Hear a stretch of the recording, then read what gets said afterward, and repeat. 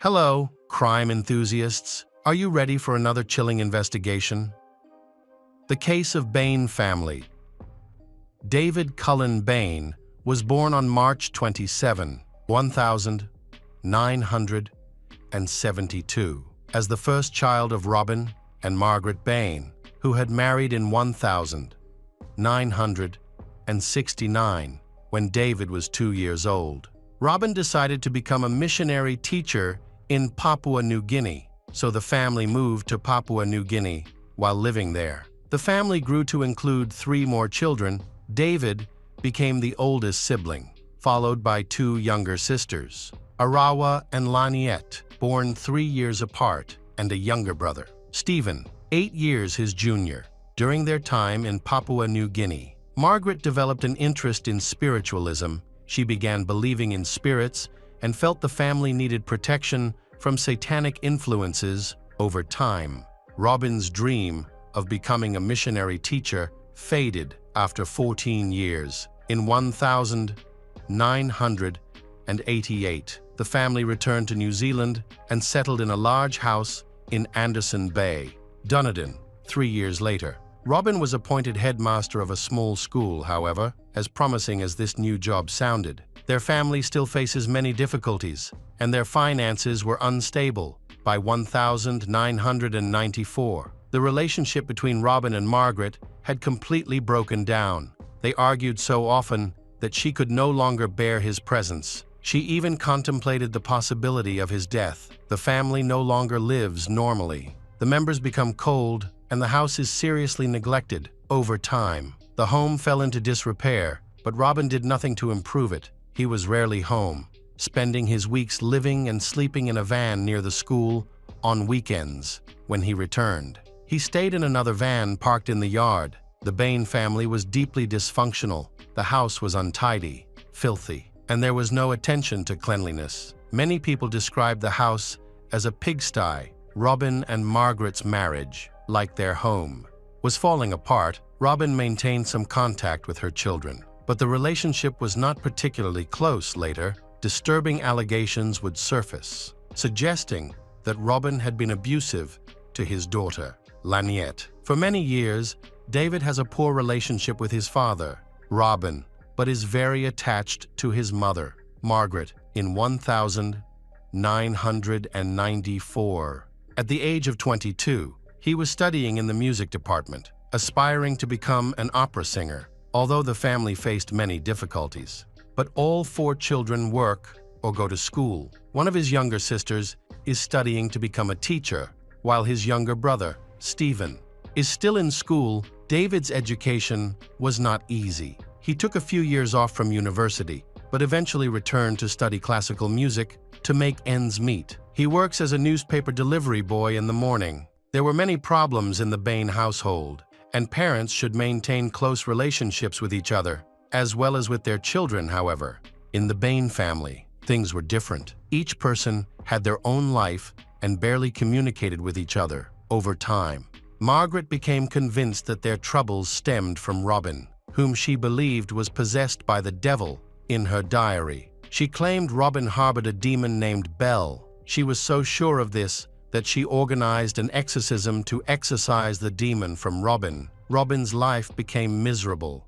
He was forced to live in a camper van and endured Margaret's accusations and rituals whenever he came home. His mental health deteriorated as time went on. He neglected basic hygiene, suffered from severe depression, and seemed to live in a mechanical manner. Colleagues described his behavior as robotic. By June of that year, the family's issues had reached a breaking point, though no one could have predicted the tragic incident that would soon unfold. On the morning of Monday, June 20, 1994, tragedy struck in the Bain household. At 7:09 a.m., David made a frantic call to emergency services and reported that they were all dead, saying he had come home to find his whole family dead. Upon investigation, authorities discovered that Margaret, Arawa, and Laniet were dead in their beds. Stephen was also dead, but his body showed signs of a struggle. Robin was found lying on the living room floor, also dead. David's rifle was found In the same room as Robin's body, a computer was turned on nearby, displaying the message, "Sorry, but David is the only one who deserves to live."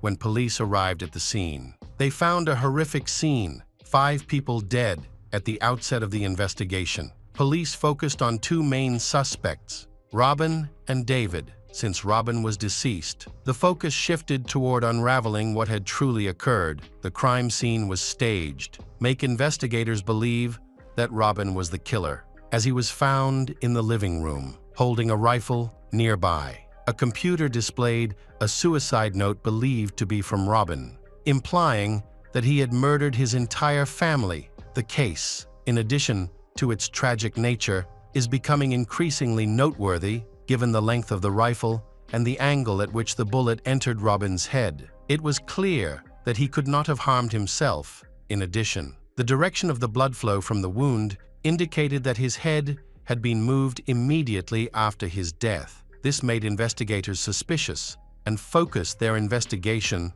on another suspect, David. The police began questioning David's actions and statements. If Robin had killed the family, why had David been spared? His account raised further doubts. He said he finished delivering newspapers at 6:40 a.m., and a neighbor confirmed seeing he return home at 6:42 a.m. However, he did not call anyone for help for the next 24 minutes, which raised many questions. When questioned by investigators, David explained that he had fainted from shock and did not know what to do. He also could not provide a reasonable explanation for the fresh wounds on his forehead and knees. In addition, the gun found next to Robin's body belonged to David, making the case even more serious. He admitted he was the only one who knew where the rifle was stored and how to access the safe where it was kept. As suspicions towards David grew, the police arrested him 4 days after the incident, charging him with the murder of his 5 family members. Digital forensics became critical to the investigation, as it was discovered that the computer used to type the note had been turned on at 6:44 a.m. based on witness testimony and David's own account. He returned home at 6:42 a.m., meaning the computer was turned on after his arrival. In the following days, new evidence emerged that proved Robin's innocence. Specifically, there was no blood found on his clothes, including the shoes and socks he was wearing that day. In addition, the rifle did not have his fingerprints. If he harms himself, his fingerprints would have been on the gun. Additionally, no traces of gunpowder were found on him, despite this mounting evidence. Just 17 days after the Bain family murders, relatives decided to burn down the house. They were concerned that teenagers might set fire to the empty house and potentially harm themselves. To prevent this, the relatives took it upon themselves to demolish the house before setting the house on fire. They invited the fire department to supervise.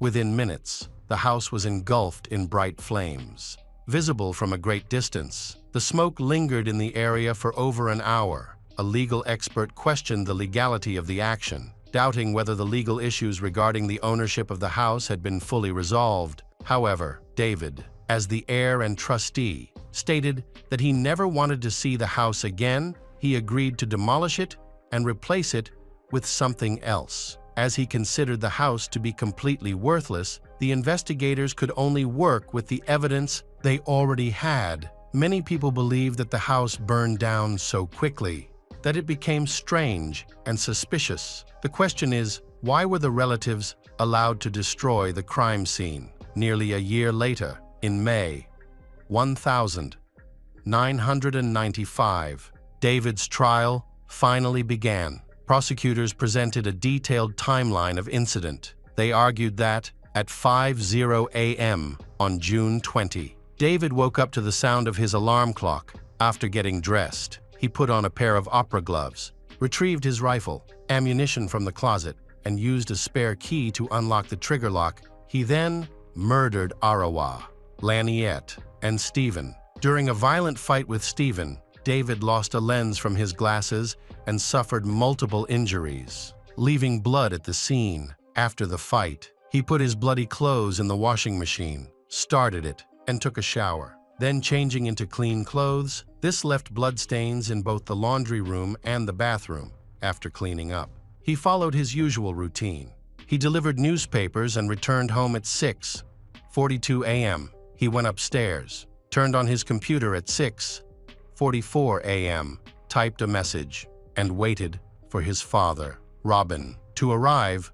Robin typically entered the house to pray at 7:00 a.m., and that day was no exception. David hid behind the living room curtain, waited for Robin to kneel in prayer, then attacked Robin at close range. Finally, he staged the scene to make it appear as if Robin had harmed himself. At 7:09 a.m., he called emergency services, pretending to be distraught, however. In court, David presented a completely different version of events. David claimed he woke up at his usual time, prepared the newspapers, and left the house with his dog. He said he returned home at 6:42 a.m., went to his room to take off his shoes, and then went downstairs to wash his hands and put his clothes in the washing machine. According to David, there was no blood anywhere. When he returned to his bedroom, he noticed bullets on the floor and the lock. Panicking, he searched the house and discovered Margaret, Arawa, Laniette, and Stephen murdered in their bedrooms.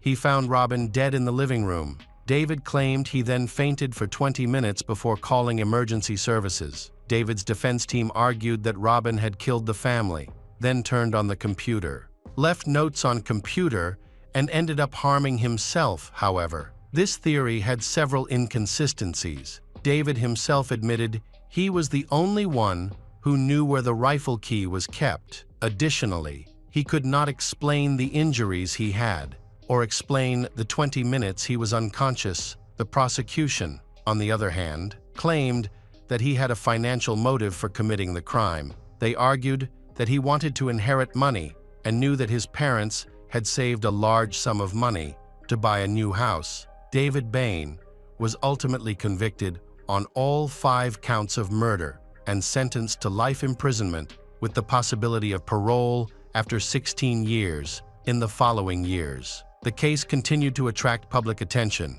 News of the Bain family tragedy spread rapidly across the country, sparking intense debate, and opinions are divided as to who is really responsible. One person particularly intrigued by the case was former rugby player and celebrity Joe Karam. After retiring from football, he researched and followed the case closely. He believed in David's innocence, and over the years, he visited David in prison more than 200 times. He even wrote 4 books about the case. His thorough research and persistent advocacy put enormous pressure on the judicial system, leading to a decision to appeal to the Privy Council. This appeal, which began in May 2007, came 12 years after David's initial imprisonment. The review of the case revealed significant issues. As the investigation uncovered a major error involving David, this led to the quashing of the conviction and a retrial. The Privy Council in London expressed doubts about David's conviction, especially since new evidence had emerged after the trial that had not been disclosed. For instance, one witness, Dean O'Toole, a friend of David's younger sister, Laniette, claimed that Laniette had once confided in her about experiencing incest with their father. Robin, Dean stated that after hearing this, she went home that weekend and shared the information with her family. This testimony could have shed light on Robin's motives in the case. However, at the original trial, the judge said Dean's account was just hearsay and judged her to be an unreliable witness. Therefore, this information was not presented to the jury. Additionally, other troubling details about Robin surfaced over time. For example, he shared stories of violence and cruelty written by his students on the school newsletter, including one about a family murder in 1995. The jury was not given access to this information, making it impossible for David's defense to use it effectively against Robin. Eventually, David was released on bail while awaiting the retrial. During this time, he stayed with Joe for a few months, then moving to Auckland for David. This temporary freedom must have felt like a rare luxury, as he still had to appear in court again a year later. In March 2009, the trial resumed.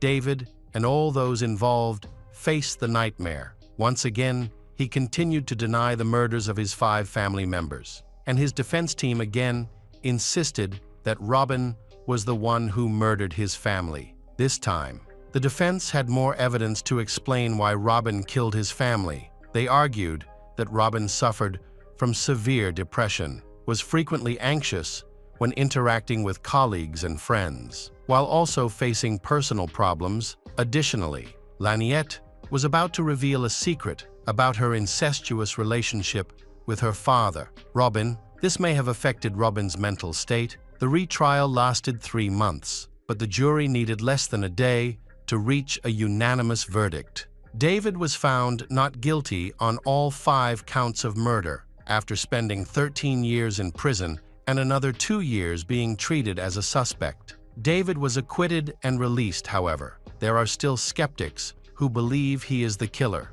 On the other hand, there are grounds for suspicion that Robin was the killer. He was very dissatisfied with his life, and if rumors of his unhealthy relationship with his daughter, Laniette, are true, that may have sent him into a state of panic. Several diaries found in Robin's truck, along with disturbing testimony from his co-workers, have painted him as a troubled and unstable individual. This case remains a highly controversial subject, and there are many conflicting opinions. David sought compensation for his wrongful conviction due to the high-profile nature of the case. The New Zealand Justice Minister appointed overseas judges to assess David's claim. The review concluded that he was entitled to compensation for his losses. However, by the time the necessary documents were completed, the Justice Minister had resigned, and his successor disagreed with the terms of the compensation. However, David was eventually compensated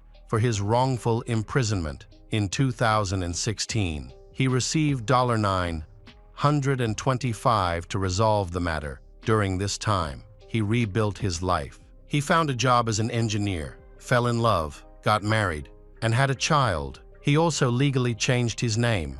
There are rumors that the family has since moved to Australia. Meanwhile, a new house has been built on the site where the Bain family home once stood before it burned down. Hi everyone, thanks for returning. Let's unravel another perplexing mystery. The case of Jordan Worth. Alexander Skeel was born on August 17, 1995, in Kingston upon Hull. He grew up in a loving and supportive family. The boys spent their first months in the hospital in special rooms for premature babies, where they fought against very low body weight. Thankfully, with the help of skilled doctors, the children began to recover. However, Alexander's brother gained weight more quickly, and by their first birthday, he showed almost no signs of being premature. In contrast, Alexander was weaker and dealt with a condition called hydrocephalus, which is the excessive buildup of fluid in the brain, leading to him being classified as disabled. Despite these health challenges from birth, Alexander's intellectual growth was unaffected, and physically, he was similar to his classmates. He even participated actively in sports at school. Their parents adored their sons from a young age, showering them with love and care while investing time and money in their education and overall well-being. After graduating from high school, both brothers enrolled in the prestigious Bedford College to continue their studies. Alexander was intelligent, attractive, and made an effort to go to the gym regularly, which helped him gain attention from women. However, unlike his brother, who actively dated and had a vibrant social life, Alexander was shy and preferred to concentrate on his studies. In college, Alexander experienced love at first sight when he met a stunning girl named Jordan Worth. They were the same age, and Jordan came from a wealthy family. Growing up, she was used to getting what she wanted and rarely faced rejection. She always dressed elegantly, took great care of her appearance, and enjoyed a vibrant social life. Jordan was one of the most popular girls on campus and attracted the attention of many admirers. Besides her studies, she volunteered her time, raising funds and providing aid to local shelters for homeless animals as well as to children facing hunger in Africa. Jordan's efforts to make a positive impact were recognized multiple times. At first, her appeared to be an angel, kind, caring, smart, and beautiful. Alexander fell in love with her instantly but assumed that the outgoing and popular Jordan would never notice him. To his surprise, she was also drawn to him and took the first step to get to know him. Although Jordan was more experienced in relationships, for the shy Alexander, she was his very first love. The couple started dating in 2012 when they were both just 17 years old. Initially, their relationship was thriving. They spent a lot of time together and were nearly inseparable. At college, they were often referred to as the most beautiful couple, which made Jordan feel very flattered. The first 6 months of their relationship were filled with love, romance, and mutual respect. They surprised each other with thoughtful gifts and enjoyed celebrating small but meaningful milestones. Their social media accounts were filled with photos of them together, showcasing their happiness and featuring heartfelt captions and declarations of love. To outsiders, it appeared that they were perfect for each other and destined for a long, happy life together. They quickly decided to move in together and rented an apartment. As they were both still students, their parents provided substantial financial support. Fortunately, their parents were supportive of their relationship. Jordan was particularly fond of Alexander's parents because she came across as a responsible young woman with aspirations to become an art history teacher, leaving a positive impression on everyone she met. As time went on, Jordan's behavior started to change. It began with her increasing demands. Each month, she wanted Alexander to update her on everything he did. She openly checked his personal messages on his phone, email, and social media. She would get jealous for no apparent reason. Although this behavior was concerning, Alexander tried to ignore it because he was in love, and it didn't bother him too much. Even when she insisted he wear only the clothes she bought for him, he dismissed it as her way of showing care. Soon, Jordan began to restrict Alexander's social circle. She decided who he could see and who he could no longer stay in touch with, affecting not just his friends and classmates but also his family members. Despite this control, Jordan never complained to anyone, and they still appeared to be a happy and perfect couple in public and on social media. She began to enjoy her control over him. She deleted contacts from Alexander's phone without his knowledge, blocked his family and friends, and even replied to messages on his behalf, often in a rude and insulting way.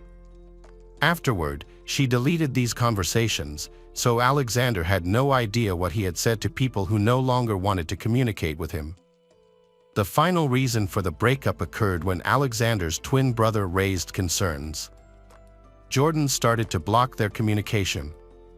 By then, their parents also noticed that Alexander was pulling away from the family, while his girlfriend was avoiding them completely. She refused to visit even on holidays and didn't want to talk on the phone. When they did try to reach her, she was openly rude.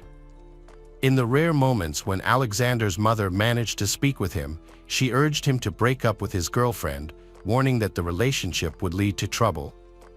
However, Alexander, deeply in love, refused to listen and defended his girlfriend, insisting that she cared for him and meant no harm.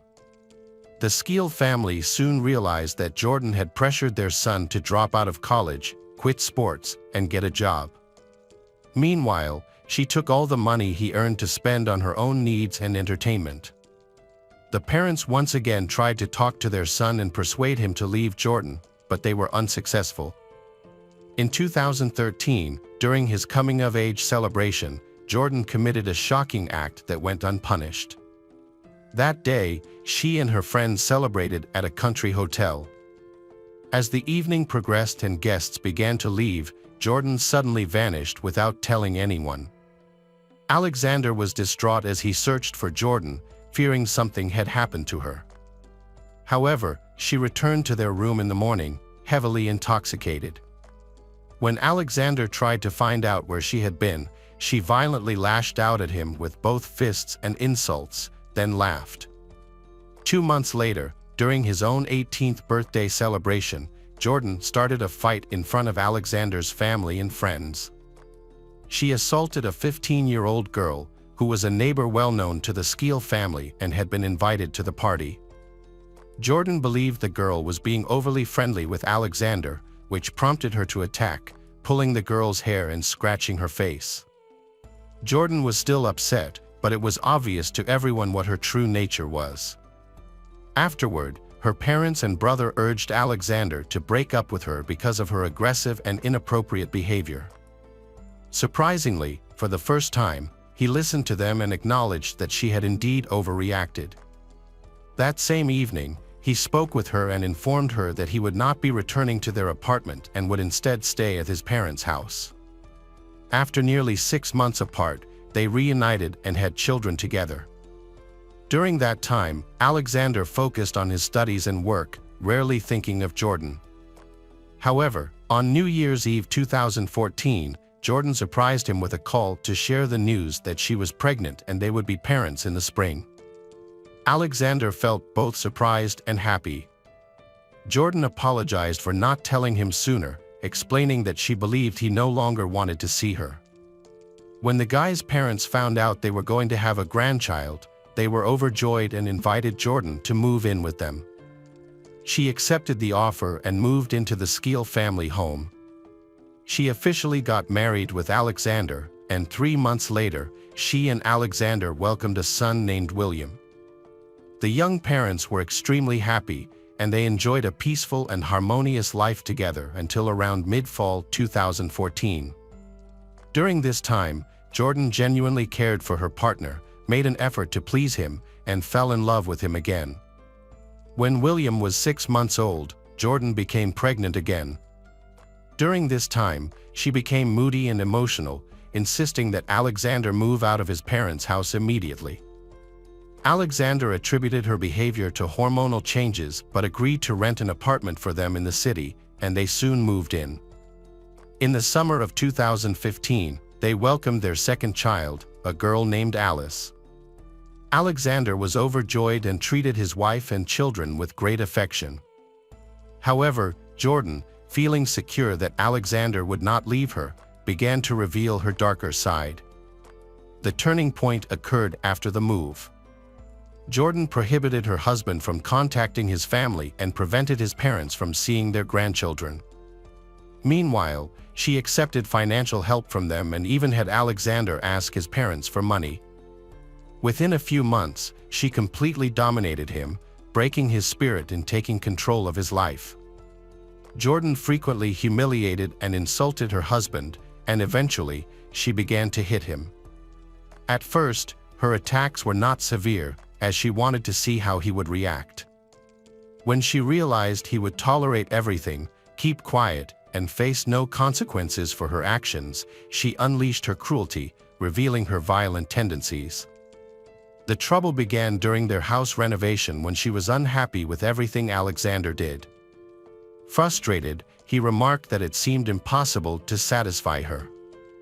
In response, she threw a hammer at him, hitting him on the head and causing a deep wound. Dazed and nearly unconscious, he fell to the ground, holding his head as blood streamed down his face. He asked his wife for help or to call an ambulance, but she coldly told him, "Crawl away somewhere and die," and walked into another room to watch TV. Alexander treated his head injury on his own without visiting a doctor or telling anyone. This led Jordan to believe she could do anything without consequences, convinced her husband would never report her actions and would avoid both hospitals and the police. For the next 3 years, Alexander endured constant emotional and physical suffering. He became so depressed that he didn't recognize the threat he was under.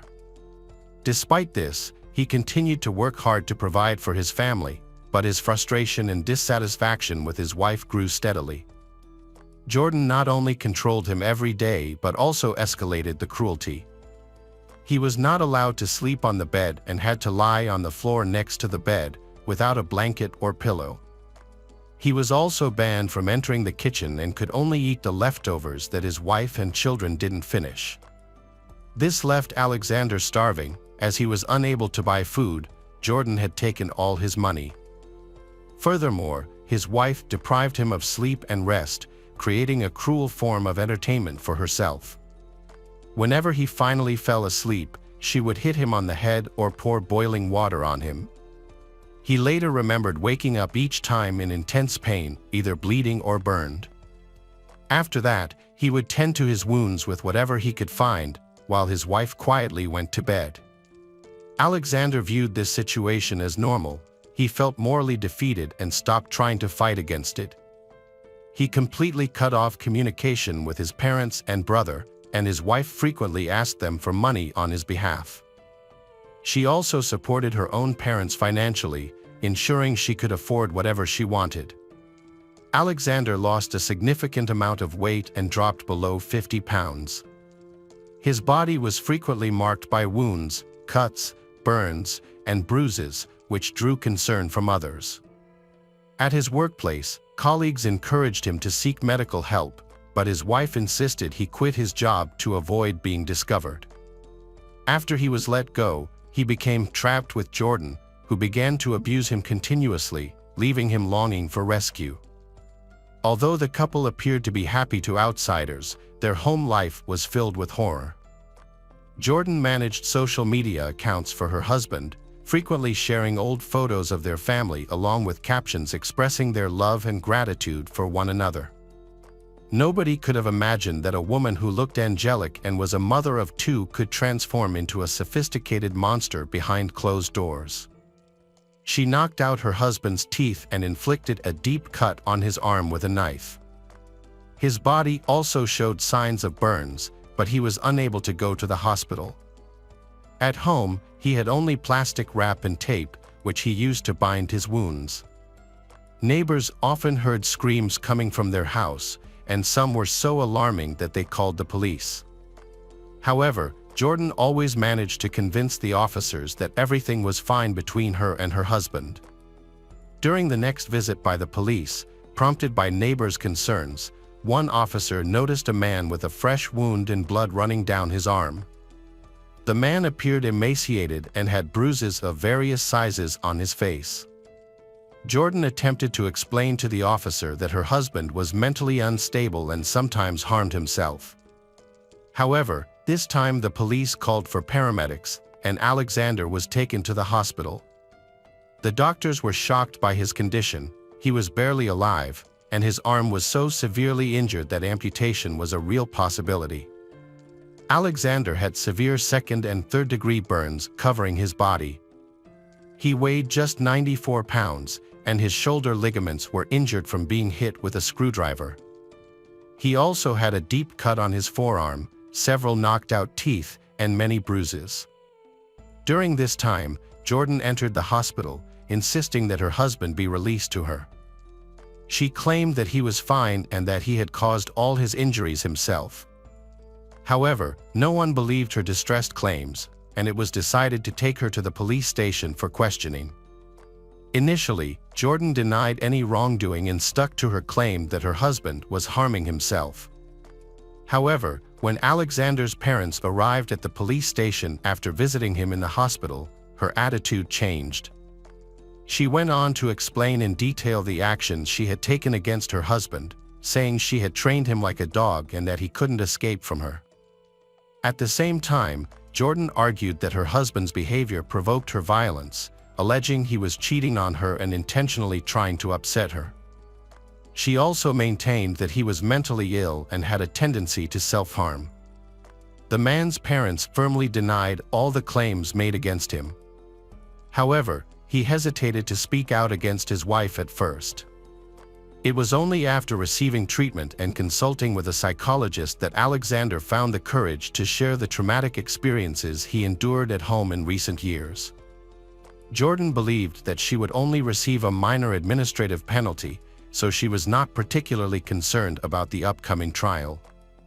After reviewing all the evidence, the judge convicted 22-year-old Jordan of deliberately causing serious harm, both physical and emotional abuse, as well as coercive control. She received a prison sentence of 7.5 years. Her status as a mother of 2 young children did not lessen the severity of her punishment.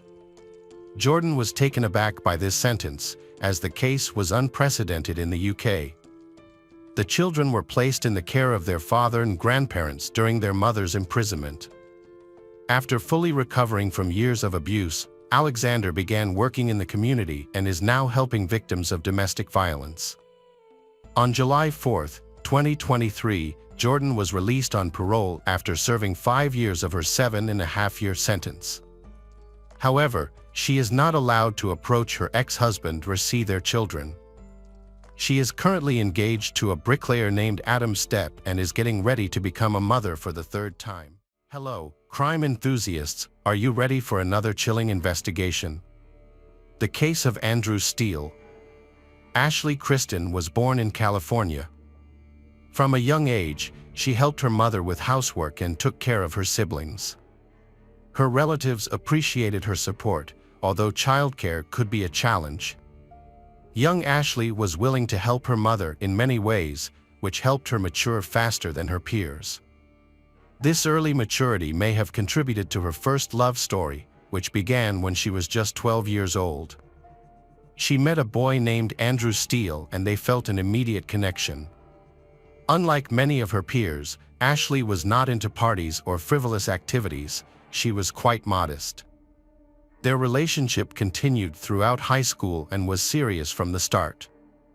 After finishing high school, Ashley's family moved to Minnesota, but she and Andrew managed to maintain their relationship despite the distance. They kept in touch through phone calls and letters, seeing each other occasionally but not often. During this time, they focused on their studies and college preparation while still taking time to connect. They were both committed to building a future together, knowing that getting a degree was essential to their plans. After graduation, they planned to move in together and start a family. Their dreams began to come true in 1998 when Ashley graduated with her bachelor's degree.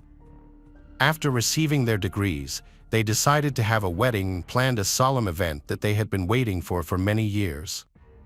Ashley and Andrew exchanged vows at the altar, and with rings exchanged, a new chapter began in their lives. Meanwhile, the young husband got a job with the county sheriff, while Ashley was completely absorbed in her work and continued to build a career in finance. At first, things went smoothly for Ashley. She demonstrated impressive expertise in her field and handled even the most challenging tasks with ease. After years of working in finance, she took a job as a teacher at a local preschool. The preschool environment allowed her to reconnect with her previous experiences caring for siblings. In the early 2000s, Ashley's dream came true when she welcomed 2 children, Jack and Rachel, into her family. The couple's love story seemed complete, but fate had other plans. During this time, Ashley began to notice worrying signs in her husband, Andrew. At first, she noticed a slight tremor in his hands. Although he tried to hide his struggles, everyone around him soon noticed. The tremors were so severe that he had difficulty holding objects. As his initial anxiety increased, Andrew began to have difficulty speaking and his hand tremors became more severe. Communicating with others became increasingly difficult, and at times he was completely unable to speak. Even simple daily tasks became difficult for him. At times, the tremors were so severe that Andrew had difficulty eating. His wife did everything she could to support him, standing by his side in his fight against the disease. But it was clear that he was losing. On June 4, 2014, Andrew received a life-changing diagnosis. He had Lou Gehrig's disease, also known as amyotrophic lateral sclerosis.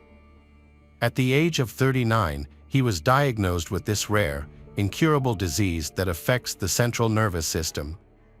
ALS leads to degeneration of both upper and lower motor neurons, resulting in paralysis and muscle atrophy. Unfortunately, many people with the disease only have a life expectancy of 2 to 5 years after diagnosis. At this point in his life, Andrew was a deputy sheriff and everything was about to change for him and his family. As his health declined, Andrew struggled to perform his work duties. This deterioration worried his loved ones. They felt helpless as they watched his condition worsen. He was eventually laid off, which put even more strain on his family. At that time, the wife was not working, and for the first time, the family faced such difficulties that forced them to count cents. Ashley struggled to provide for her family. She worked part-time, but unfortunately her job paid very little. This made it difficult for her to make ends meet. During this difficult time, Ashley continued to care for her husband and protect their children. However, Andrew needed expensive medication and specialist medical equipment installed at home to improve his condition. Although the medication initially helped alleviate some of his symptoms, the costs were high and their financial situation became worse as they had to pay for these essentials. Despite their financial struggles, Ashley was determined to prolong her husband's life, maintain their standard of living, and provide for their family. To do this, they contacted a charity that supports patients with rare diseases. With an official diagnosis from a doctor, Andrew registered with the organization. Unfortunately, the charity was later shut down due to violations and possible financial fraud. This was a disastrous failure, especially since the charity had promised to cover the cost of installing medical equipment and the couple had pinned all their hopes on this support. After facing this challenge, the couple had to seek help from friends and acquaintances, as they felt they had no other choice. They needed to raise around $80,000. Andrew was surprised when people came together to support him. A friend suggested that Ashley take charge of the fundraising efforts. She created a special social media page where people could donate to her husband. She also held various contests and themed events to draw attention to their cause. This approach successfully raised funds and helped cover some of their expenses. Ashley remained determined to reach their goal until the very end. Her dedication stemmed from her desire to prolong her beloved husband's life. The outpouring of support from friends surprised Andrew, and he was grateful for their willingness to help him through his illness. He had never expected so many people to support him. Through this crowdfunding effort, they quickly raised over $23,000, which was used to purchase much-needed medical supplies. Eventually, the medical equipment installation for Andrew, a former police officer, was completed and the donations continued to pour in. Over time, Ashley became the manager and organizer of a large fundraising event. At first, she received little support, but over time, she was able to support other foundations working for similar causes. She constantly discussed her husband's condition and shared updates on social media. By this time, they had been married for 26 years, enjoying a long and happy life together. Doctors encouraged Andrew to do the things he had always wanted to do, but had not yet done. Andrew recalled a memory from his school years when he and his friends performed on stage, imitating the legendary rock band Guns N' Roses. He recalled the enthusiastic applause of the audience, making it the most thrilling moment of his life. He longed to experience that joy again. On August 16, 2014, Ashley and her friends held a concert to fulfill her husband's long-cherished dream. Thanks to invitations sent through the support fund, the entire group that had performed together decades ago reunited for the event. More than 300 people attended, and the musicians were moved to tears. The scale and importance of the event attracted media attention, as Andrew's battle with the disease was considered interesting by journalists and widely reported. Andrew's health was deteriorating and he was facing a tragic end. After giving the interview, Andrew decided to throw a farewell party for the two most important women in his life, his devoted wife Ashley and younger sister, Casey Tolles. The sisters looked very similar, differing only by age and hair color. Andrew invited both women to the party, which surprised Casey's husband because she was the only one going. However, this was considered the last wish of a dying man, so no one questioned it. On Friday, August 22, 2014, Ashley and Casey gathered at their home in Fitchburg, Wisconsin, to enjoy a weekend with him. Everything seemed to be going perfectly. However, around 1 p.m., Casey called 911 in a panic, trying to stay calm. On the phone, she reported that a shooting had occurred at her sister's house. She explained that Andrew had picked up a gun, shot her, then pointed it at his wife Ashley. She ran away from him and called for help. Police and ambulances rushed to Andrew's house. Outside the front door, they found Casey, wrapped in a towel. She was bleeding and bruised, crying that she was dying. She was quickly placed on a stretcher and taken to the hospital.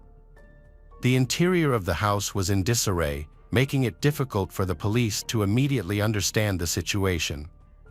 Meanwhile, they returned to the house without realizing that Andrew was still inside and cautiously entered, gun drawn. They were unable to go out into the hallway due to the thick smoke that made it impossible to see. A perimeter was set up around the house to prevent anyone from entering or exiting undetected. A tactical team equipped with gas masks and equipment for extreme conditions arrived. Armed police surrounded the area.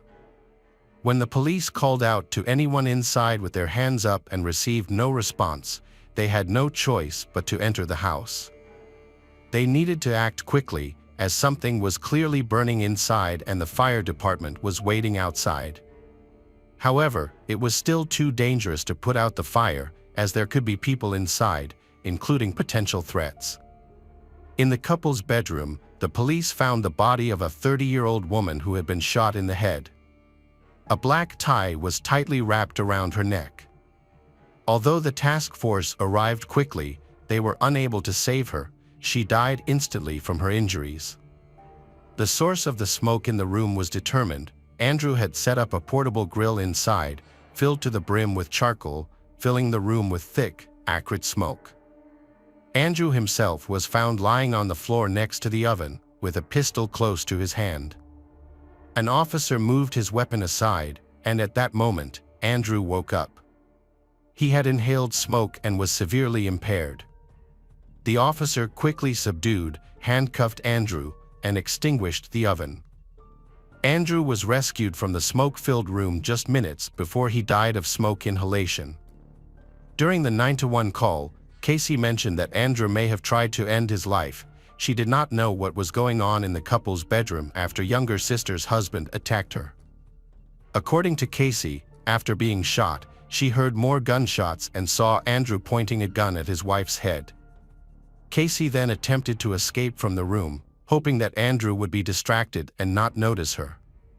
She successfully hid in the basement and called emergency services. Meanwhile, Andrew was turning on the oven, intending to die of smoke inhalation. When the police arrested him, he was in very bad shape. He also had superficial wounds on his body.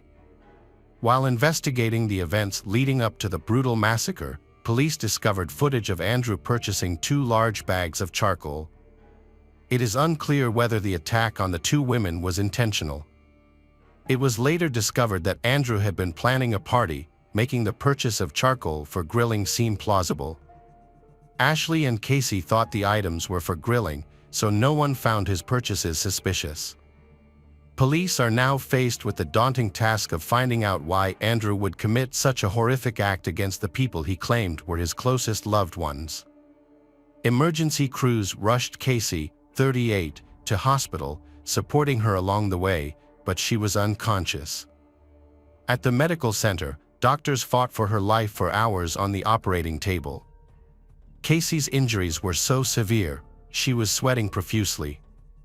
Unfortunately, she did not survive. Andrew, 39, was taken to a medical center under police guard. Fortunately, his injuries were not as serious as initially feared and were not life-threatening. He was released from hospital after a few days but was immediately arrested for double murder. Police suspect the crime was premeditated. That same day, Andrew made his first court appearance, conducted via video link. He was a respected sheriff's deputy who had become a suspect in a case that shocked the state for its senselessness and brutality. Andrew was arrested and his bail was set at $1 million. He was also banned from contacting his 2 children, aged 10 and 1, who are currently living with his wife's relatives. On September 11, 2014, the defendant appeared in court for his first in-person hearing. There was clear evidence linking the defendant to the murder of Ashley. The gun used in the crime contained only Andrew's DNA. The prosecution presented evidence that the murder was premeditated. They argued that Andrew had planned the crime for a long time. The main evidence supporting this claim was data from Andrew's cell phone, which contained numerous internet searches, including photos and videos of instructions on how to kill people, found on his device. Police discovered several online searches on Andrew's browser about effective and painless ways to kill people. Eventually, Andrew decided to use a gun. He chose a time when the children were visiting relatives to carry out his plan. Notably, he had written a will just one day before the attacks, suggesting he had planned to end his life after harming the women. However, things did not go as planned and Casey called for help. The only problem for the prosecution was that there was no clear motive. The couple was very much in love, and Andrew could not have profited from his wife's death. This also raised the question of why he would commit the murder when he himself was only expected to live a few months. Despite the substantial evidence against him, the court decided to continue the investigation and increased bail to $2 million. The trial was scheduled for April 13, 2015. However, on February 27, 2015, Andrew's health deteriorated significantly. He was brought into the courtroom for a preliminary hearing, where he pleaded not guilty, claiming amnesia. The defense argued that Andrew's illness left him unable to distinguish between good and evil, and between fact and fiction. He suffered from severe depression, which caused him to impulsively contemplate killing or react aggressively when provoked. Due to memory problems, the defendant was unable to recall these events and claimed that he had no control over what he did, attributing this loss of control to his deteriorating health. On March 27, 2015, Andrew amended his testimony. He admitted to killing his wife, Ashley, but maintained that he did not act out of malice. Instead, he claimed that his actions were entirely due to his medical condition. The defense faced a challenging task, as they needed to prove that Andrew's mental and emotional state had significantly deteriorated, as this contributed to the crime. They had to show a link between his illness and the murder, proving that he was not aware of his actions when he committed the double murder. To secure a favorable verdict, the defense had to convince at least 10 of the 12 jurors of Andrew's innocence.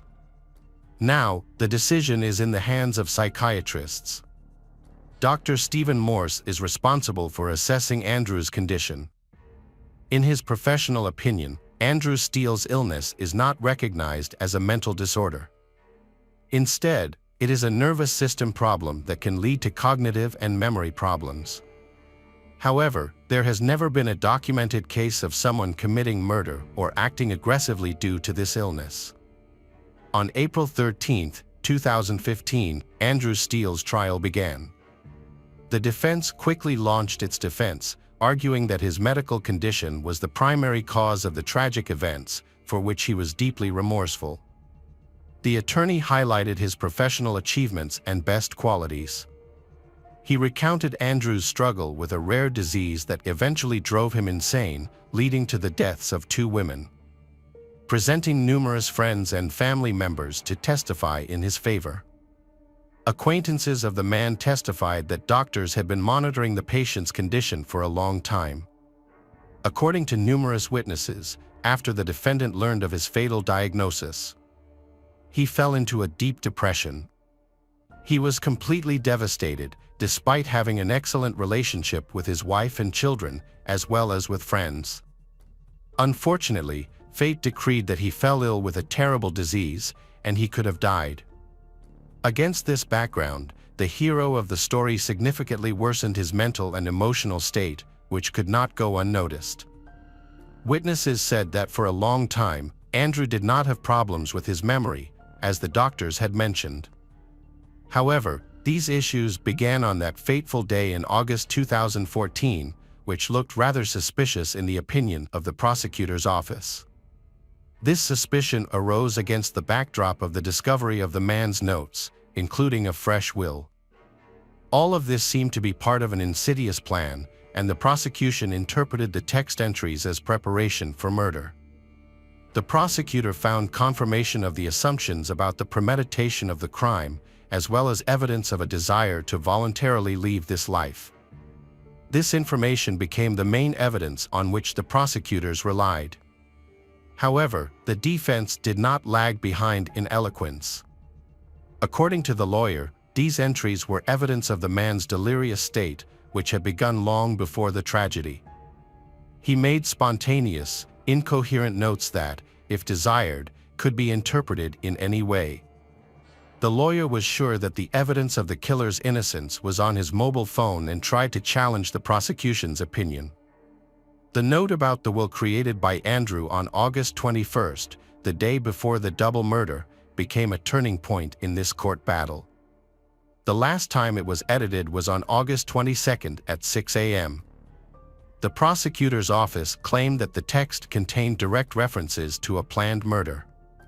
The lawyers attempted to refute these claims, calling the text unrelated delirium.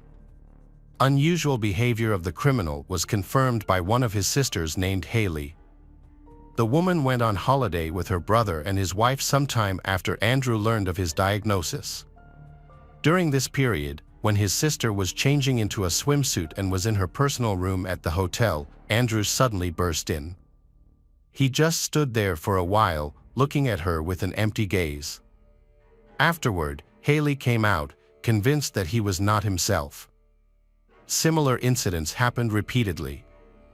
Several women from the prosecutor's office continued to insist that it was not typical for people with Andrew's illness to display cruelty and aggression.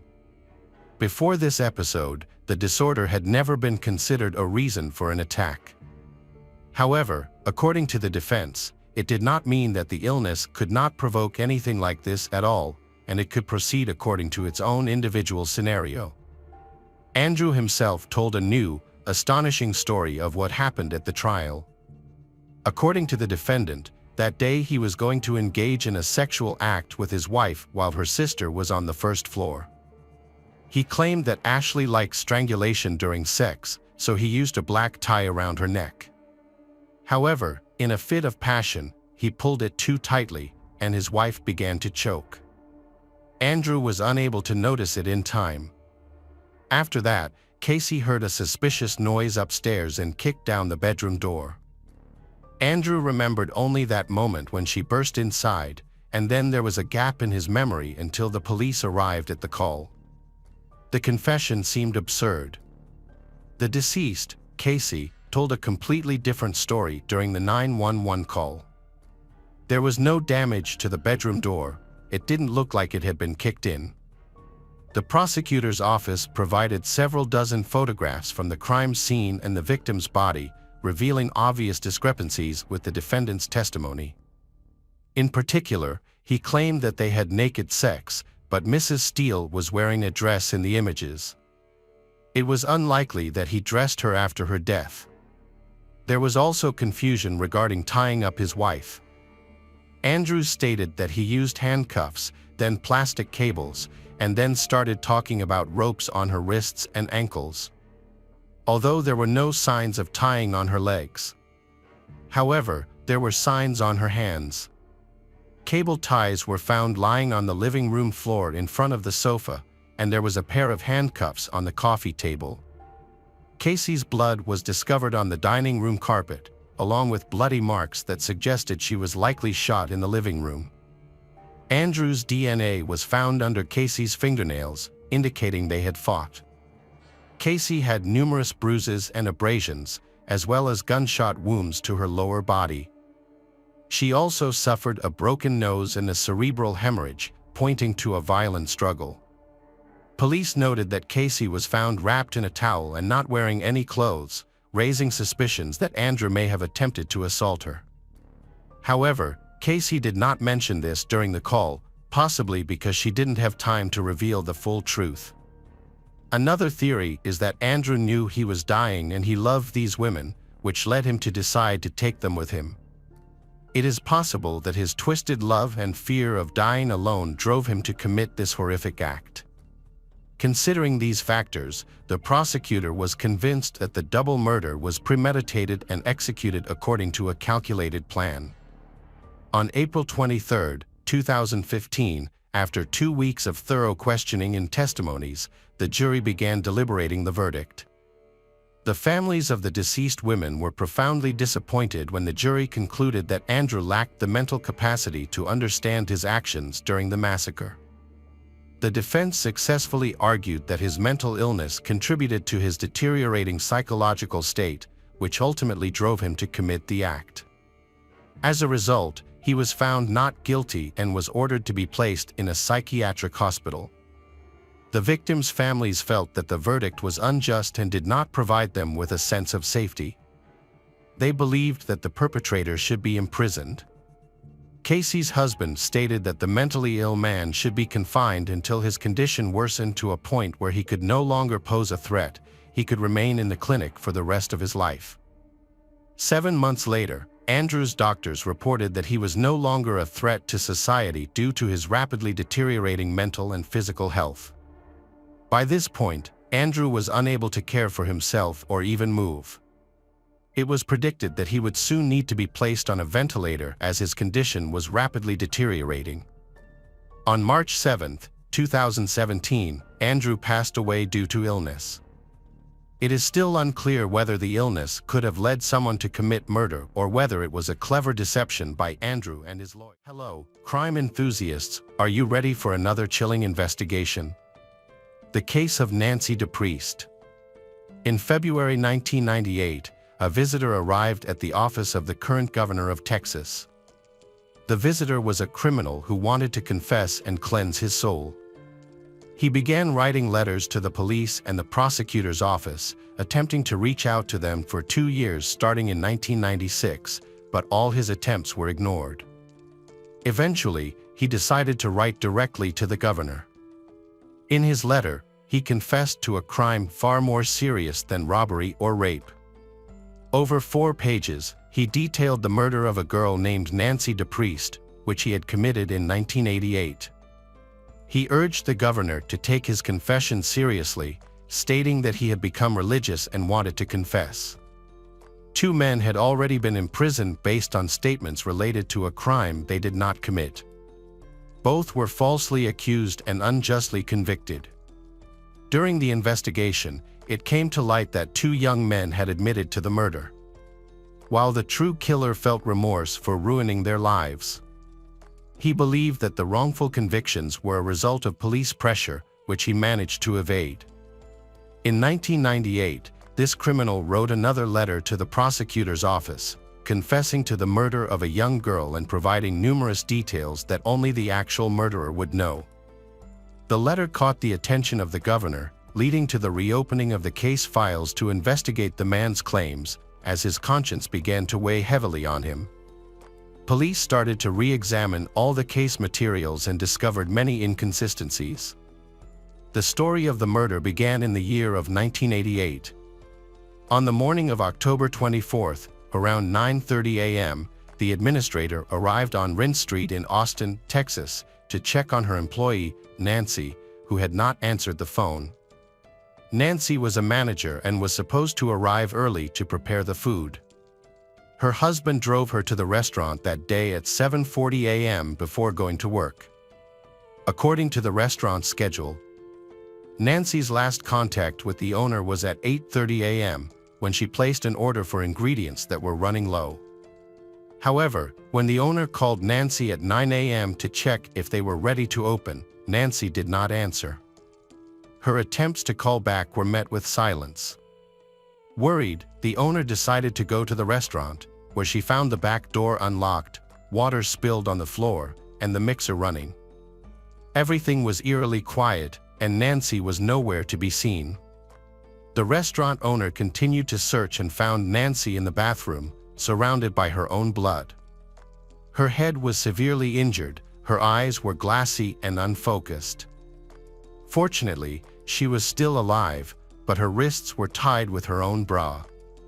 Panicked, the restaurant owner immediately called an ambulance. The ambulance arrived, found Nancy alive, and rushed her to the hospital, where doctors did everything they could to save her. Unfortunately, her injuries were too severe to save her. After discussing her condition with the doctors, Nancy's family made the heartbreaking decision to remove her life support. They chose to donate her organs, believing that Nancy would support this choice, ultimately helping to save the lives of many others. Forensic experts found that Nancy had been violently raped before she was shot in the back of the head. DNA evidence was collected from the crime scene and sent to the lab for analysis. The lead police believed that the motive for her murder was robbery, as the cash register from the day before was missing. A year earlier, multiple pizzerias in the Austin area had been robbed, but those incidents happened late at night or after closing hours, and there were no injuries, rapes, or murders. The thieves focused solely on stealing cash from the registers and the business's earnings. Nancy's murder was markedly different from previous robberies in the city. The police discovered multiple hair samples throughout the crime scene, including behind the counter and in the restroom. Her clothing was found in the sink of the women's restroom, indicating a struggle had occurred. The police considered 3 possible scenarios. First, Nancy might have forgotten to lock the front doors. Second, she could have known the perpetrator and willingly let him in. Third, he might have had access to the establishment and possessed his own key. Rumors about the murder of the pizza shop employee spread quickly throughout Austin, particularly affecting other Pizza Hut locations in the area. All employees were warned about the potential danger. This horrific incident shocked the community, from the victim's family to all Austin residents. Everyone was desperate to know who could harm Nancy, and the public urged the police to apprehend this perpetrator swiftly. Police investigated whether Nancy had any enemies. However, at just 20 years old, Nancy had no known connections to criminals and had never been in trouble with the law. She was a kind, well-liked person from Fort Worth, Texas, and well-known to the locals. No one expected her to be the victim of such violence.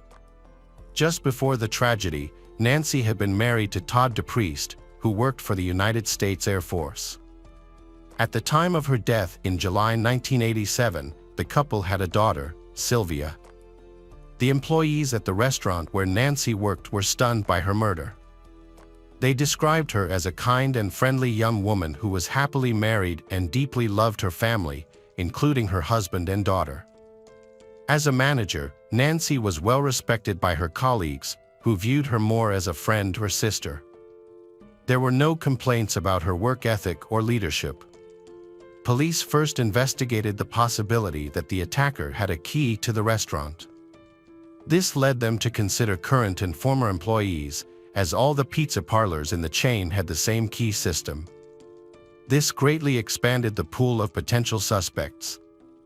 Police focused on the restaurant owner who discovered Nancy's body, but eventually discovered that everyone had an alibi and that there were no suspicious individuals among the employees. The main suspect initially considered was Nancy's husband Todd, but he had a solid alibi. After dropping Nancy off at work, he went directly to his own job, which ruled him out as a suspect. This left police puzzled about who could have attacked Nancy. Her family insisted she would never open the door to a stranger and always kept her doors locked, suggesting that the attacker was someone she knew. The police faced growing pressure from the local community, which was flooded with complaints and demands for a swift resolution. The public's fear heightened, particularly on November 9th, 2 weeks after the incident, when the restaurant on Rynn Street reopened. Pizza Hut's management instructed employees to monitor customers closely and to report any suspicious behavior immediately. On the same day, restaurant employees contacted the police to report two suspicious individuals. It turned out that these men were Christopher Ochoa, 22, and Richard Danziger, 19, who were employees of Pizza Hut at different locations. The security guard noted that they arrived in a car, parked in the lot, sat in a vehicle for a while, and then came inside to order beer. The two young men barely spoke and seemed to be examining the pizzeria suspiciously. When the security guard approached them, he was disturbed by their comments about the murder of Nancy. Christopher and Richard asked if there were any suspects in the case and questioned why there was no security present during the incident. The security guard then asked Richard where he was at the time of the crime, and he replied that he had been working at a different Pizza Hut that morning. Richard believes that there are multiple people involved in the case. The two men then raise their beer bottles in a toast, which seems odd to the security guard. The security guard then informs his colleagues of this unusual behavior, prompting them to contact the police with their suspicions. The police quickly identify the young men and check their alibis, which are confirmed. They could not have been at the pizza parlor where Nancy worked that morning.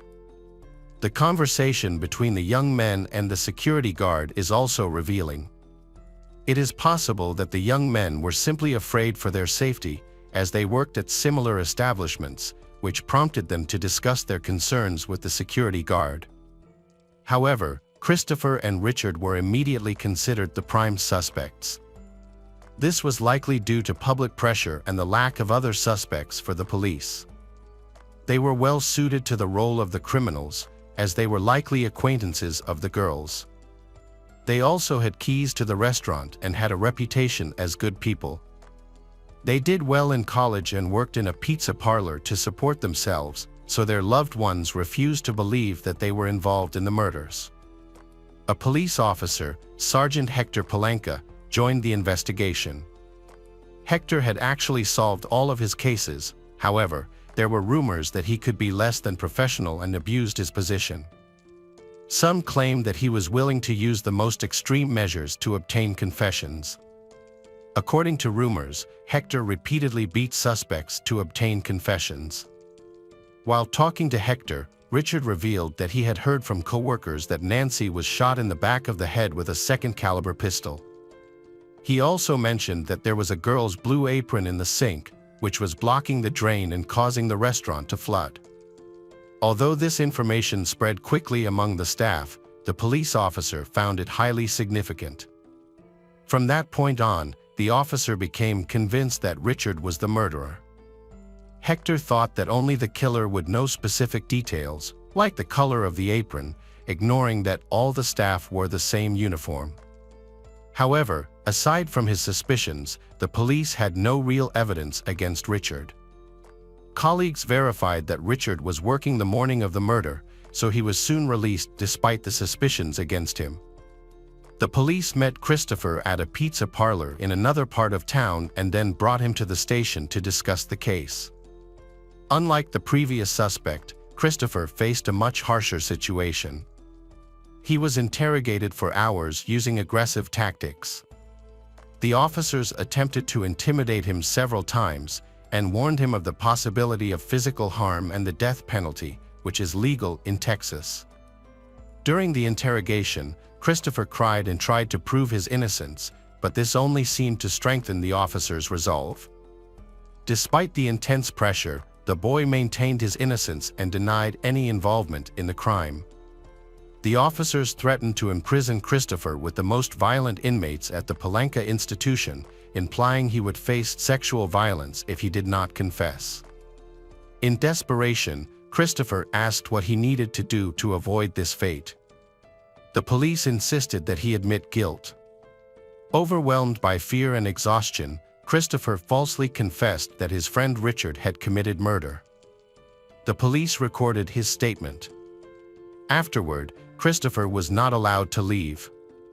He wanted to go home, but instead, he was taken to the hospital for hair, blood, and other sample collections. Then, he was informed that he couldn't be released because he had signed a statement against Richard and was at risk. Christopher was placed in a hotel and was not allowed to leave his room. The next day, he was brought back to the police station, where they stated that they were certain he was involved in Nancy's murder.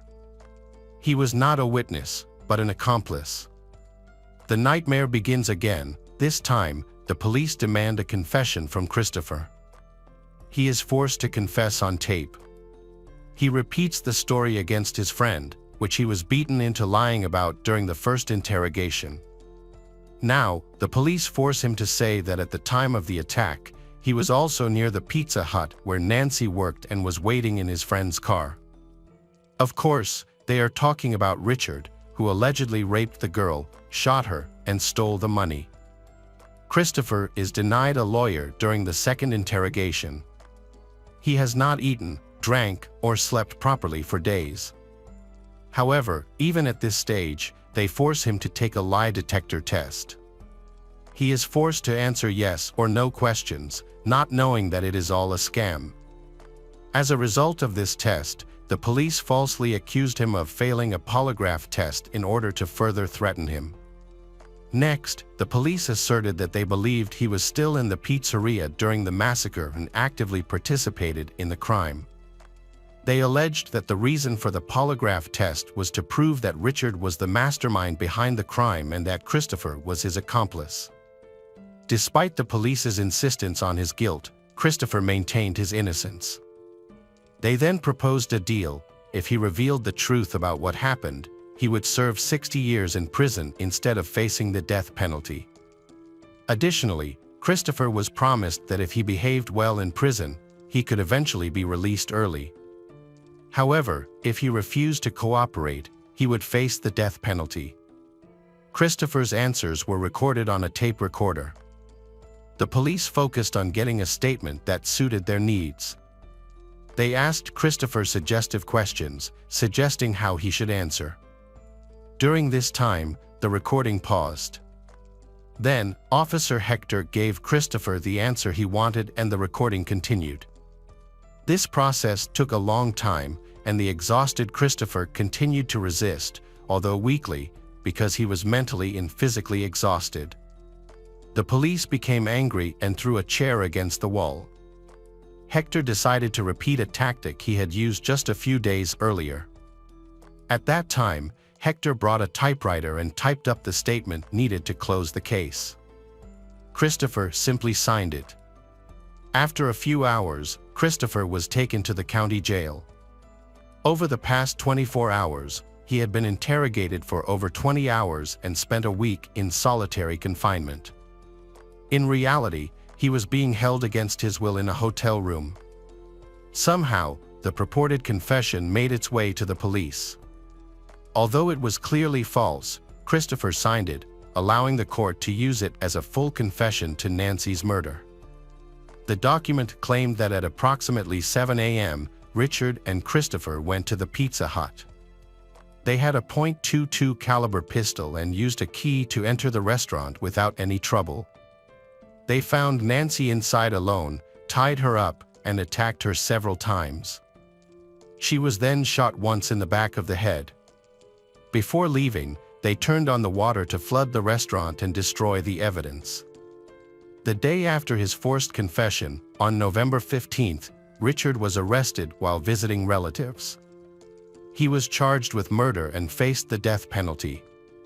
After his arrest, the police informed him that they had solved a brutal crime, claiming that the public could now feel safe.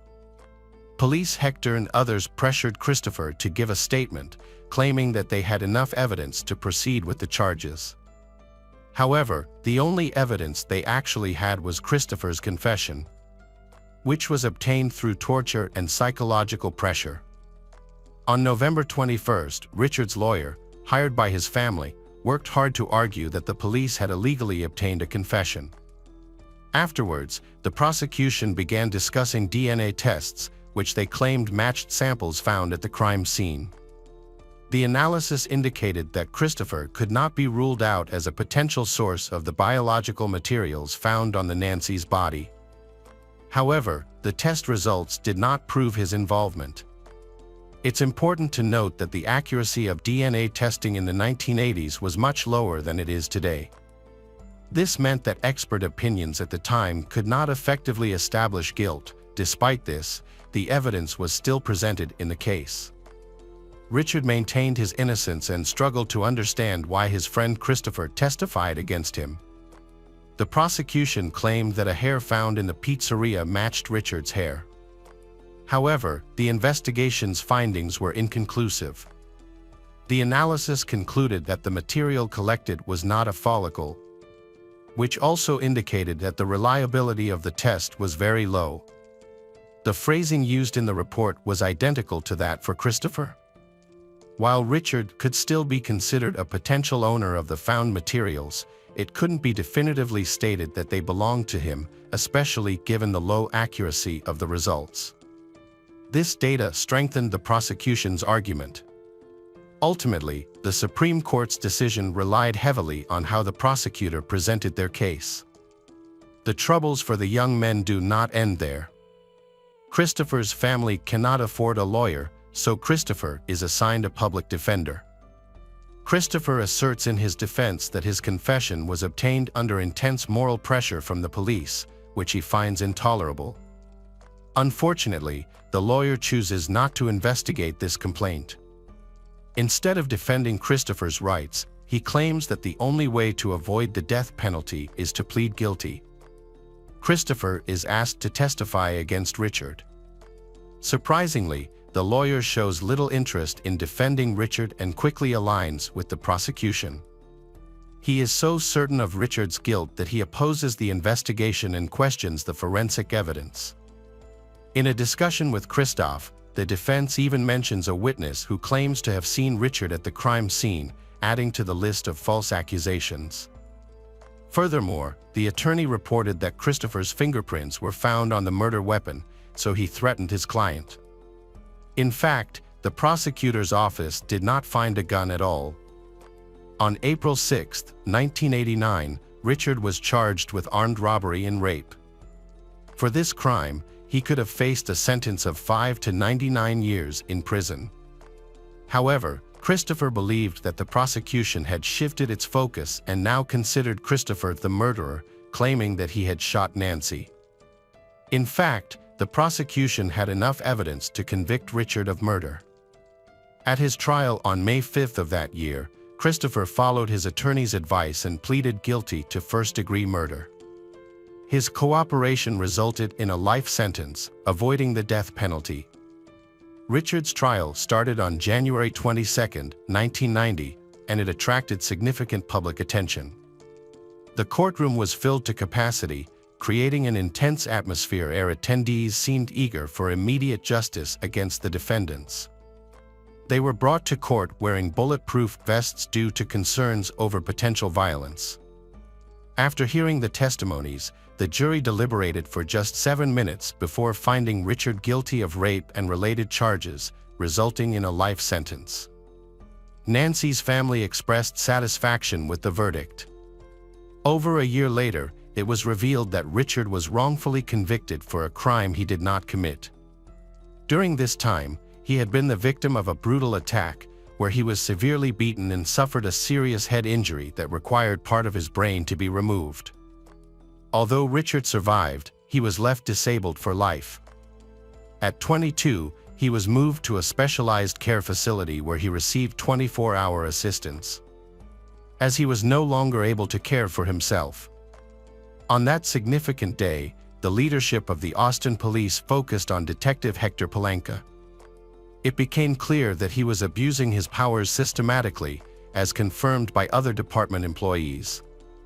There was even video evidence of Hector torturing and physically abusing a suspect to force confessions. As a result, he was initially removed from his position. However, he was later reinstated and continued to harass both guilty and innocent individuals for many years. The damage caused by Hector to the law enforcement system is hard to comprehend. One case alone led to an innocent young man being sentenced to life in prison, while another victim was left permanently disabled. Shockingly, their cases remained unexamined until 1998. The Nancy DePriest case was long considered resolved, and no one had revisited it.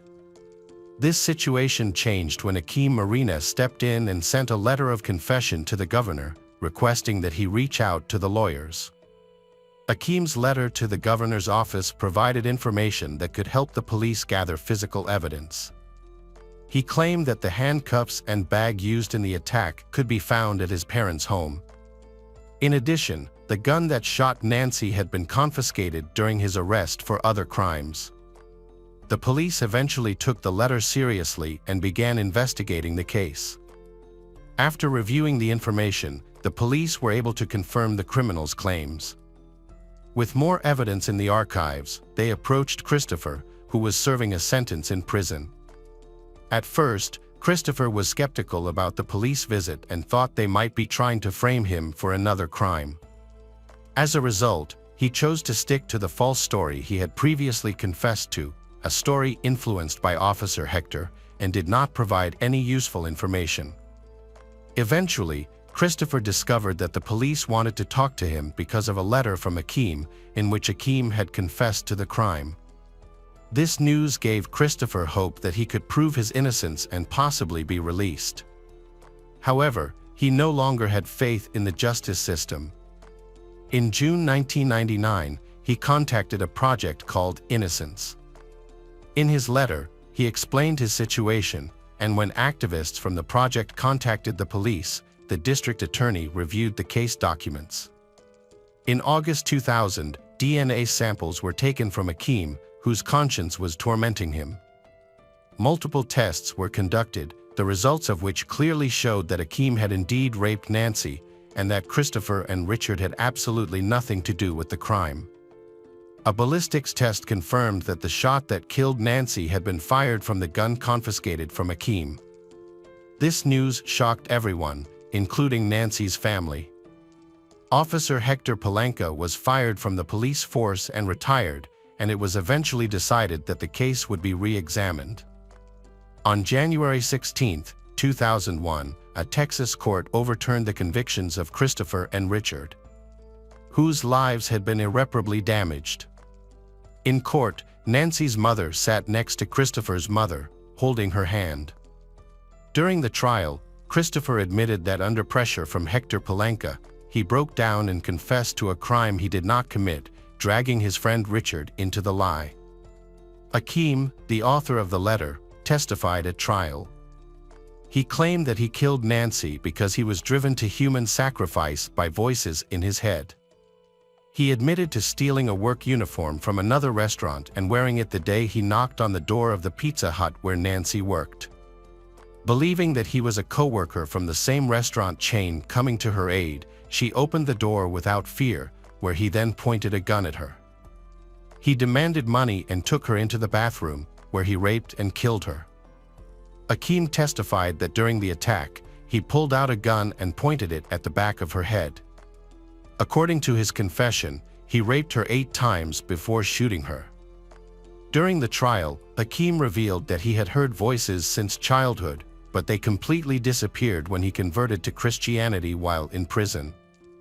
He expressed a strong desire to atone for his sins and confessed to the crime. The prosecutor's office initially wanted him to face the death penalty but eventually asked for life in prison. The judge agreed, and Akeem received 3 life sentences.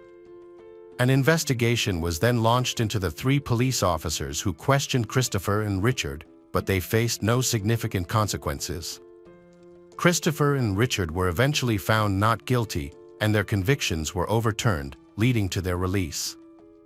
Their families were in disbelief. Christopher shared that he often cried at night in prison, unable to understand why he was there. Both men consistently claimed their innocence, yet no one believed them.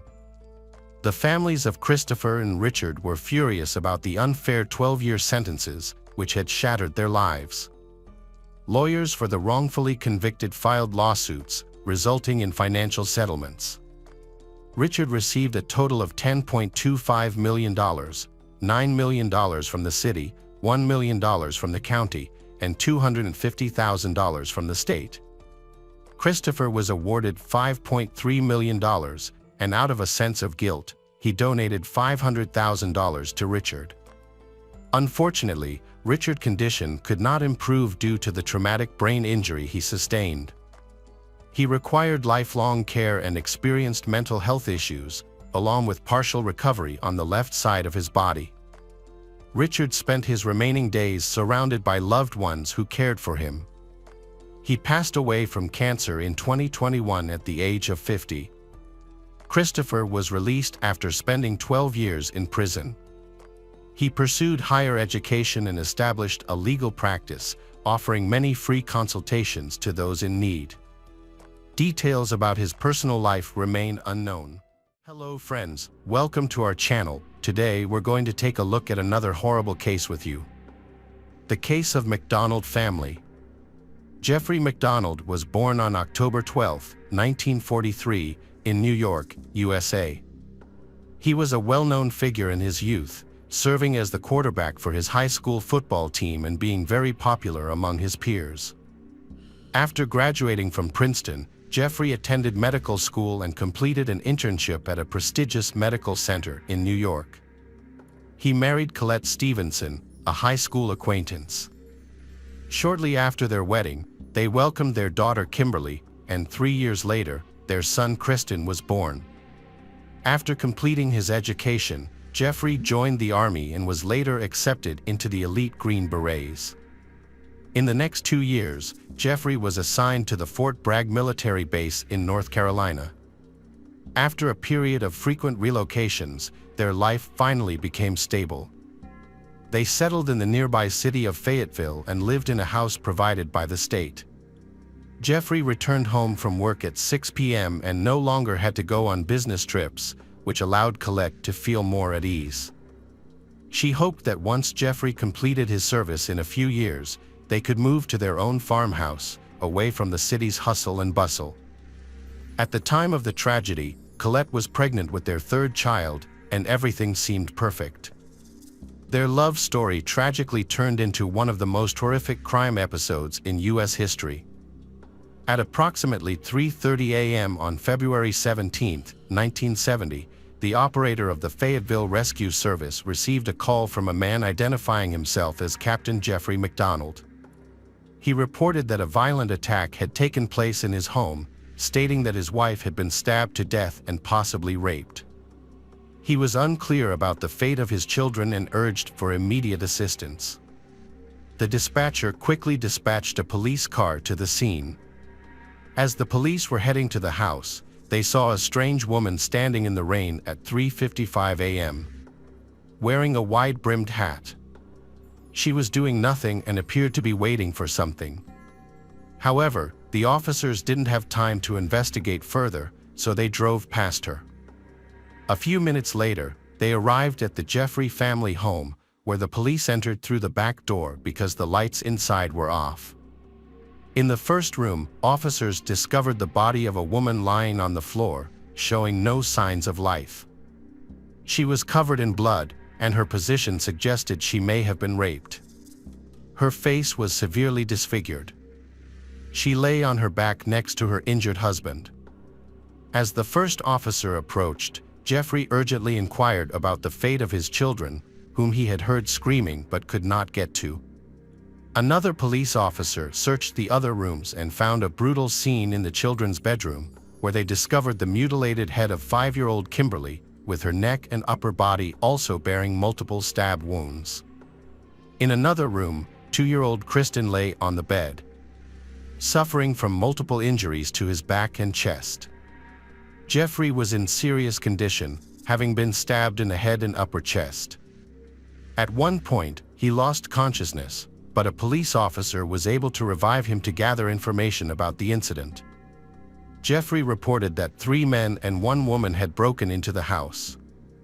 He suspected they were hippies, noting that one of the men was dark-skinned and wore a jacket with a sergeant's insignia. He also described a suspicious woman in a hat whom the police had encountered earlier, but unfortunately, it was too late to find her that night. Jeffrey was the only survivor of the attack that night, while the others sadly did not make it. He received first aid to treat his wounds, including a serious lung injury, and was given a sedative.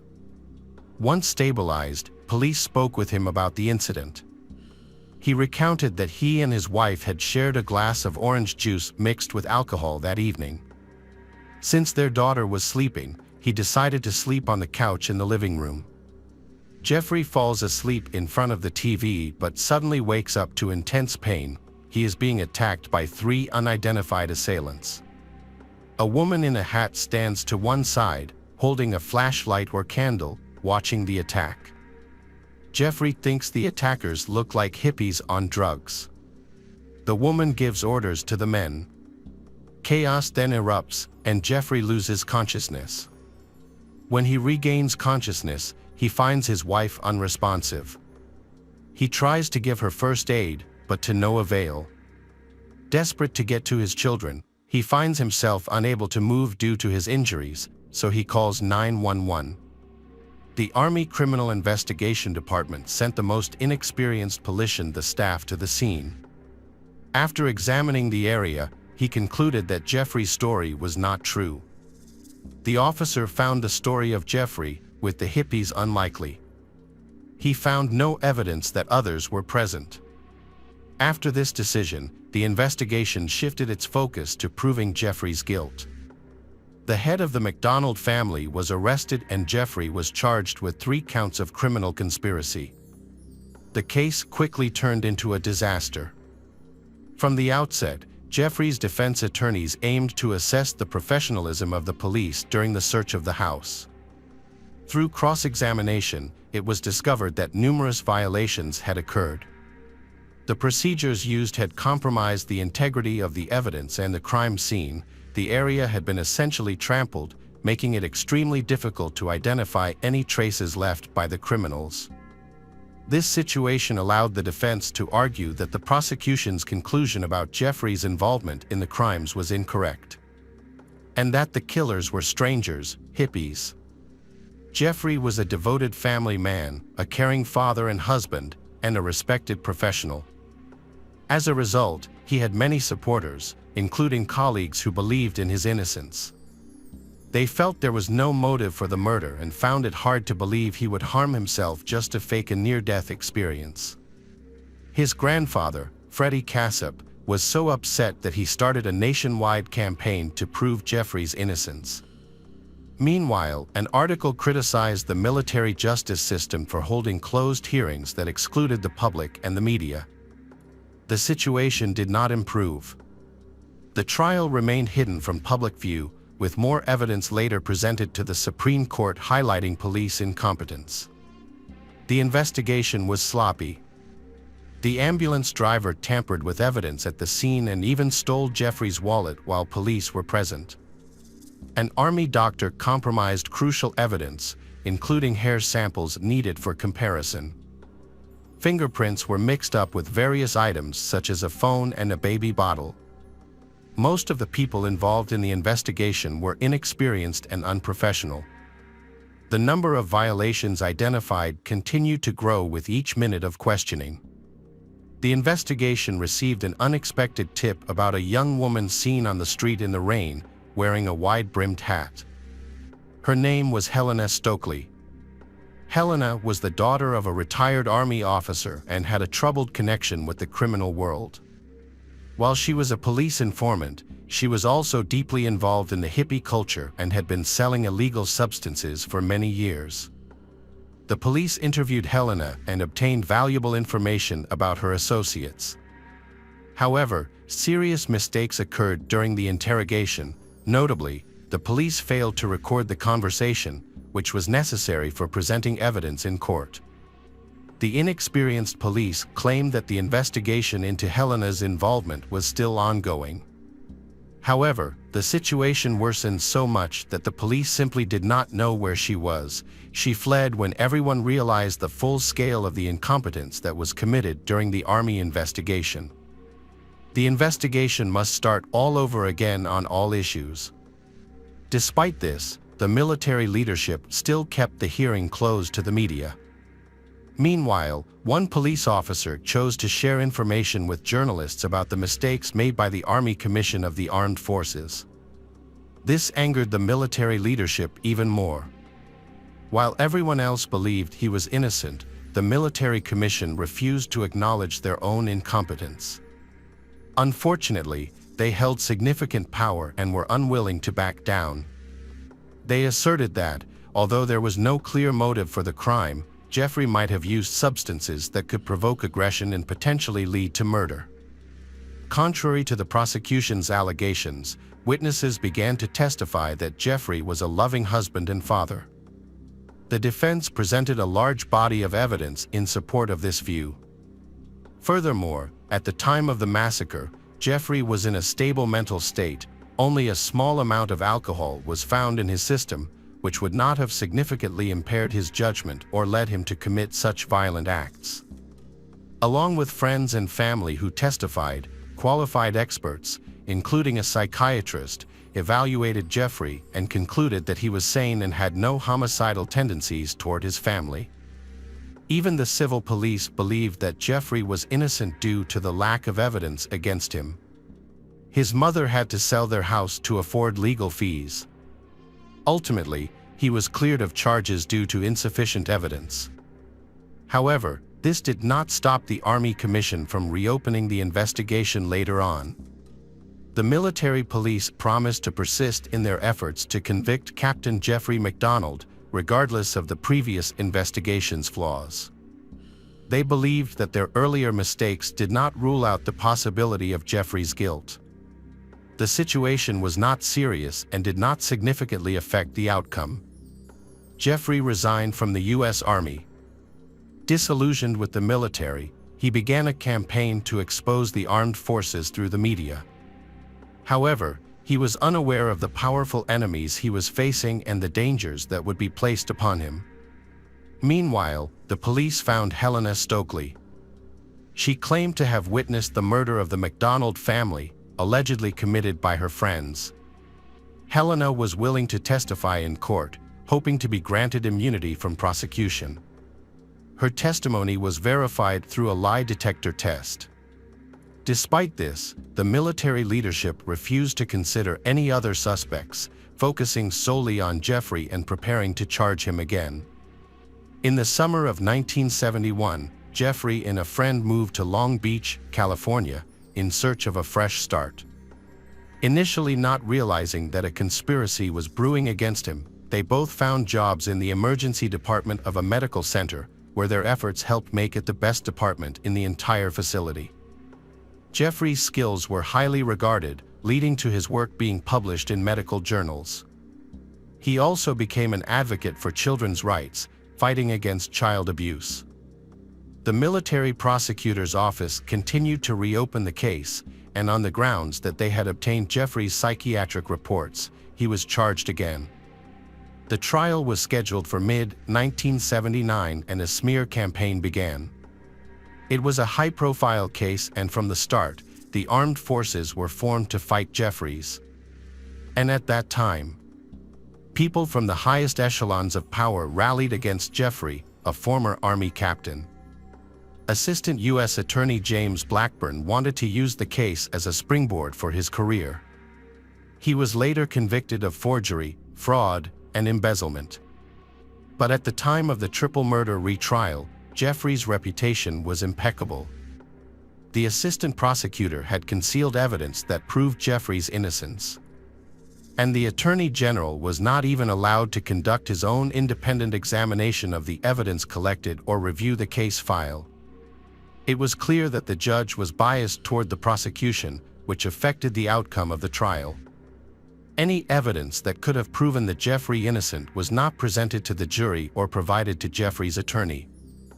For example, the victim was found holding 5 strands of light-colored hair. The prosecution claimed that these hairs came from a doll owned by the victim's daughter.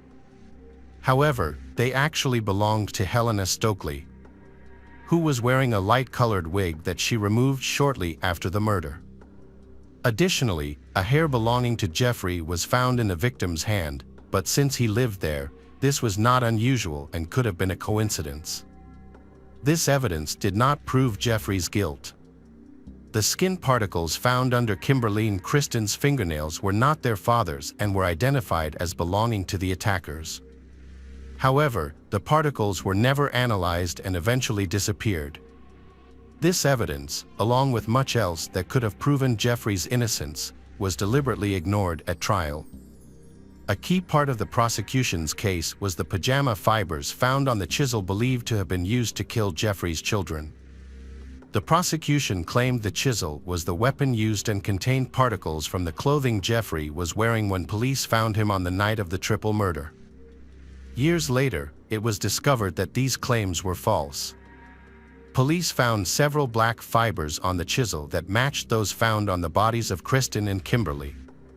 However, these fibers did not match any of the clothing from the McDonald's home. Additionally, wax droplets were found at the crime scene that did not match any of the candles from the victims' homes. These wax droplets were actually used by Helena Stokely in her rituals.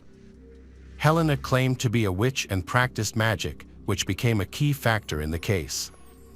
The prosecution made a strong claim that fibers from Jeffrey's pajamas were found in Colette's hair. However, this claim was later proven to be false. The defense attorney, Jeffrey, was unable to object to this assertion at the hearing because it had never been mentioned before. There were also other false pieces of evidence, including claims of bloody marks on the couple's bed sheets, which the prosecution argued indicated that the husband had dragged his wife's body. It was later revealed that these bloody marks did not exist. Furthermore, the prosecution was unaware of important information at the hearing. Specifically, the prosecution was unaware that Helena Stokely had contacted the FBI in 1978, claiming that she was involved in a triple homicide while she was being treated for depression and had attempted to end her life in the hospital. During the trial, Helena said that on the day of the massacre, she was with her boyfriend Greg Mitchell and some soldiers from Fort Braga. They were all using drugs, and according to her, they lost control. Helena mentioned that she called the McDonald family's house late at night to check if everyone was home, but she couldn't remember what happened afterward. The military police then approached her, and she felt so intimidated that during the second trial, she was unable to recount events between midnight and 5 a.m. However, she did acknowledge having a hat and a light wig, which were later destroyed because they could potentially serve as evidence against her. At trial, Helena claimed she had been present at the massacre, holding a candle and muttering strange incantations. However, she maintained that she had not harmed any of the McDonald family. She felt sick when her friends were near the children, prompting her to flee the house. It is thought that the murders were not random. Helena's friends may have been motivated by revenge. The soldiers were angry that Dr. Jeffrey had refused to give them illegal substances.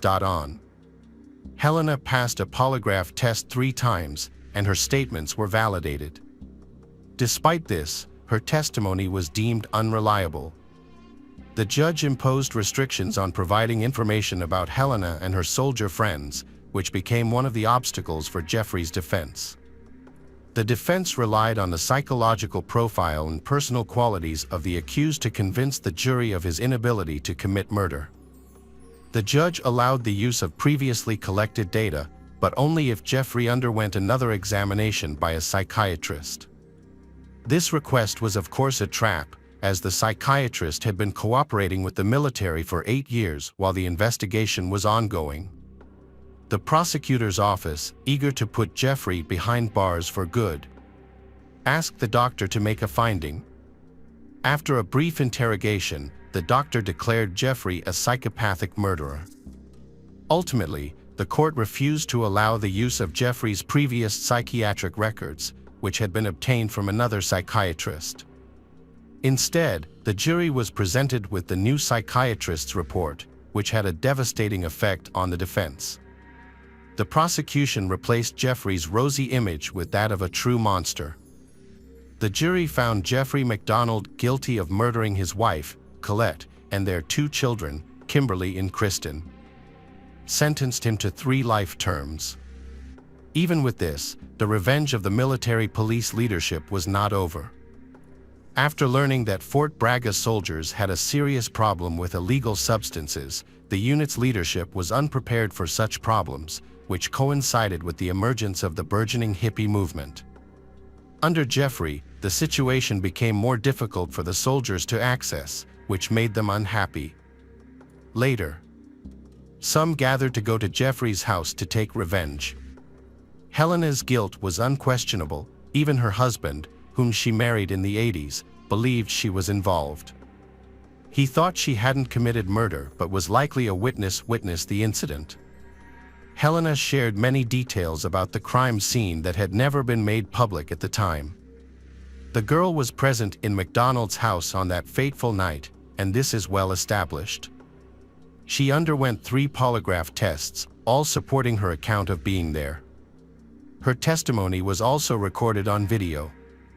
According to her, when they entered the house, they forced Jeffrey to write a prescription for Zach, which led to a fight that resulted in the murder of Jeffrey's family members. Jeffrey was left alive, turned into a martyr. The criminals wrote "Death to all pigs" on the wall, likely trying to imitate Charles Manson, who was widely known at that time. Helena passed away at the age of 30 due to complications from liver disease. This incident occurred in 1970, and Helena's testimony was recorded with the judge's approval. At the time of the triple murder, her boyfriend, Greg Michel, was a soldier struggling with post-traumatic stress disorder after returning from Vietnam. As a result, he started using drugs heavily and had to enter treatment once more due to his addiction. He later admitted to a friend that he was involved in the McDonald family's murder. At the crime scene, several pieces of evidence were collected, including Greg's blood and hair samples. It was noted that he was left-handed, and an independent expert determined that the knife wounds were likely made with the left hand. Additionally, he had liver issues, which prevented him from testifying during the trial. Jeffrey McDonald's fatal mistake was befriending writer Joe McGinnis. They met just before his retrial, and Jeffrey asked Joe to write a book about his case. Jeffrey believed this would give him an advantage in the upcoming hearings. Jeffrey then allowed Joe to attend all of the meetings in detail. In return, Jeffrey received a portion of the book's advance from the publisher and agreed not to contest the book's contents. The friendship between the two men grew stronger. Joe supported Jeffrey and convinced him that Joe was still defending Jeffrey's innocence. However, Joe eventually betrayed Jeffrey by portraying him as the true monster in his book. From private conversations, Joe discovered that just before the triple murder, Jeffrey had taken diet pills, which were quite strong at that time. Although this was an isolated incident, Joe exaggerated the situation, suggesting that Jeffrey was taking 3 pills daily, which could have led to a serious overdose. Joe claimed this was the cause of Jeffrey's anger and violent behavior towards his family. He even pointed to a specific incident: Jeffrey's daughter had wet his side of the bed. In a normal family, the father would not react angrily to such an incident, but Joe saw it as the reason why Jeffrey, the man who was supposed to love his family, lost control. Joe believed that, under the influence of drugs, he had gone psychotic and ended up killing an entire family. However, a toxicology test found no drugs in Jeffrey's system, only a small amount of alcohol. During the trial, Joe said he had changed his mind about Jeffrey's guilt, believing it was more financially beneficial to Jeffrey. The controversial book did significant damage to Jeffrey's reputation. As a result, support for Jeffrey's innocence dwindled. However, Jeffrey successfully sued the book's author for libel. In August 1980, Jeffrey filed a lawsuit seeking millions in damages. After several hearings, the court awarded him $325,000. While most of the compensation was placed in a trust, Jeffrey retained the right to continue his fight for justice against the author. Jeffrey's story resonated with many people. Several well-known lawyers believed in his innocence and volunteered their services to help secure his acquittal. Despite their efforts, numerous appeals were rejected in 1989. However, during the trial and the review of the court's decision, new evidence emerged that supported Jeffrey's claim of non-involvement in the triple murder, including results from examinations.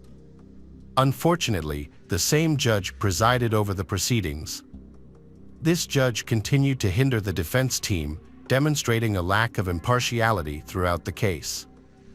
A significant breakthrough during this time was the advent of new DNA testing technologies that allowed Jeffrey's defense team to conduct their own analyses. Sadly, at this stage, the judge repeatedly obstructed the lawyers' efforts to seek justice. Information about Helena Stokely finally emerged. A video of her testimony was made available to the lawyers.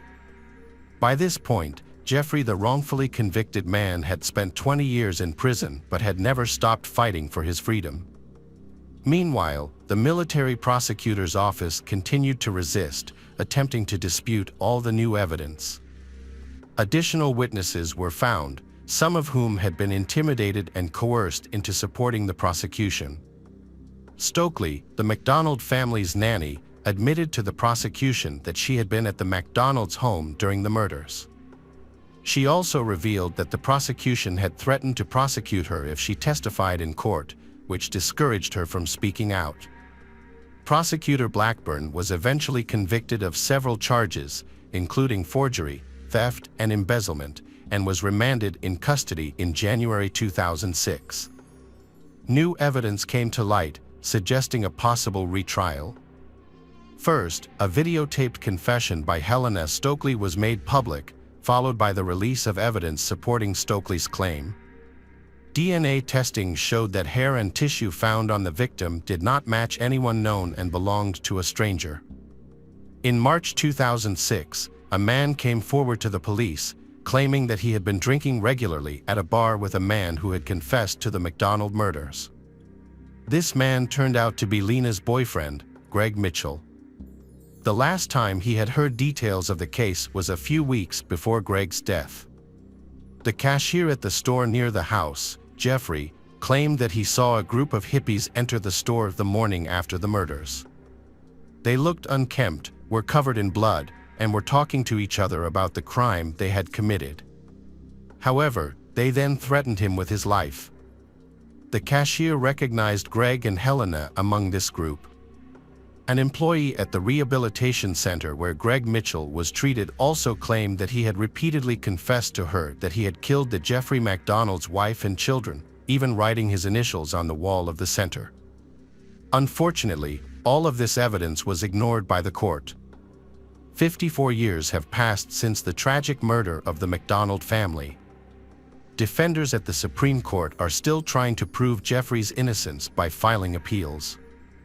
His most recent appeal against his conviction was in 2021, but was dismissed.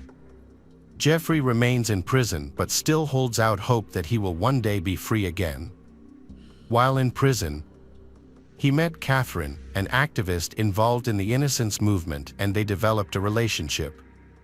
She visited him regularly and eventually married. Catherine runs a website dedicated to Jeffrey's case, working to secure his release. The 80-year-old, who has spent most of his life in prison, argues that those who actually committed the crime are still walking free. Many of those responsible have lived their entire lives without facing justice, and some have even died without being held accountable for their actions. Welcome back, mystery lovers. Today's case is going to keep you on the edge of your seat. The case of Julian Niswinder. Julian Niswinder was born in 1989 in the small town of Monroe, which has a population of 20,000. She has a twin sister named Jennifer. The girls were raised by their grandparents while their mother was building her personal life. Kim had given birth to them at 15, claiming she was raped at 14 by a guy she barely knew. However, relatives say he was someone familiar and close to the family. Regardless, he avoided taking responsibility. After discovering her pregnancy, Kim decided she wasn't ready to be a mother and entrusted her daughters to her parents. The grandparents became their official guardians and raised them as their own children. When the children grew up, their mother remarried Jim, who worked in the cleaning business, and they had another daughter.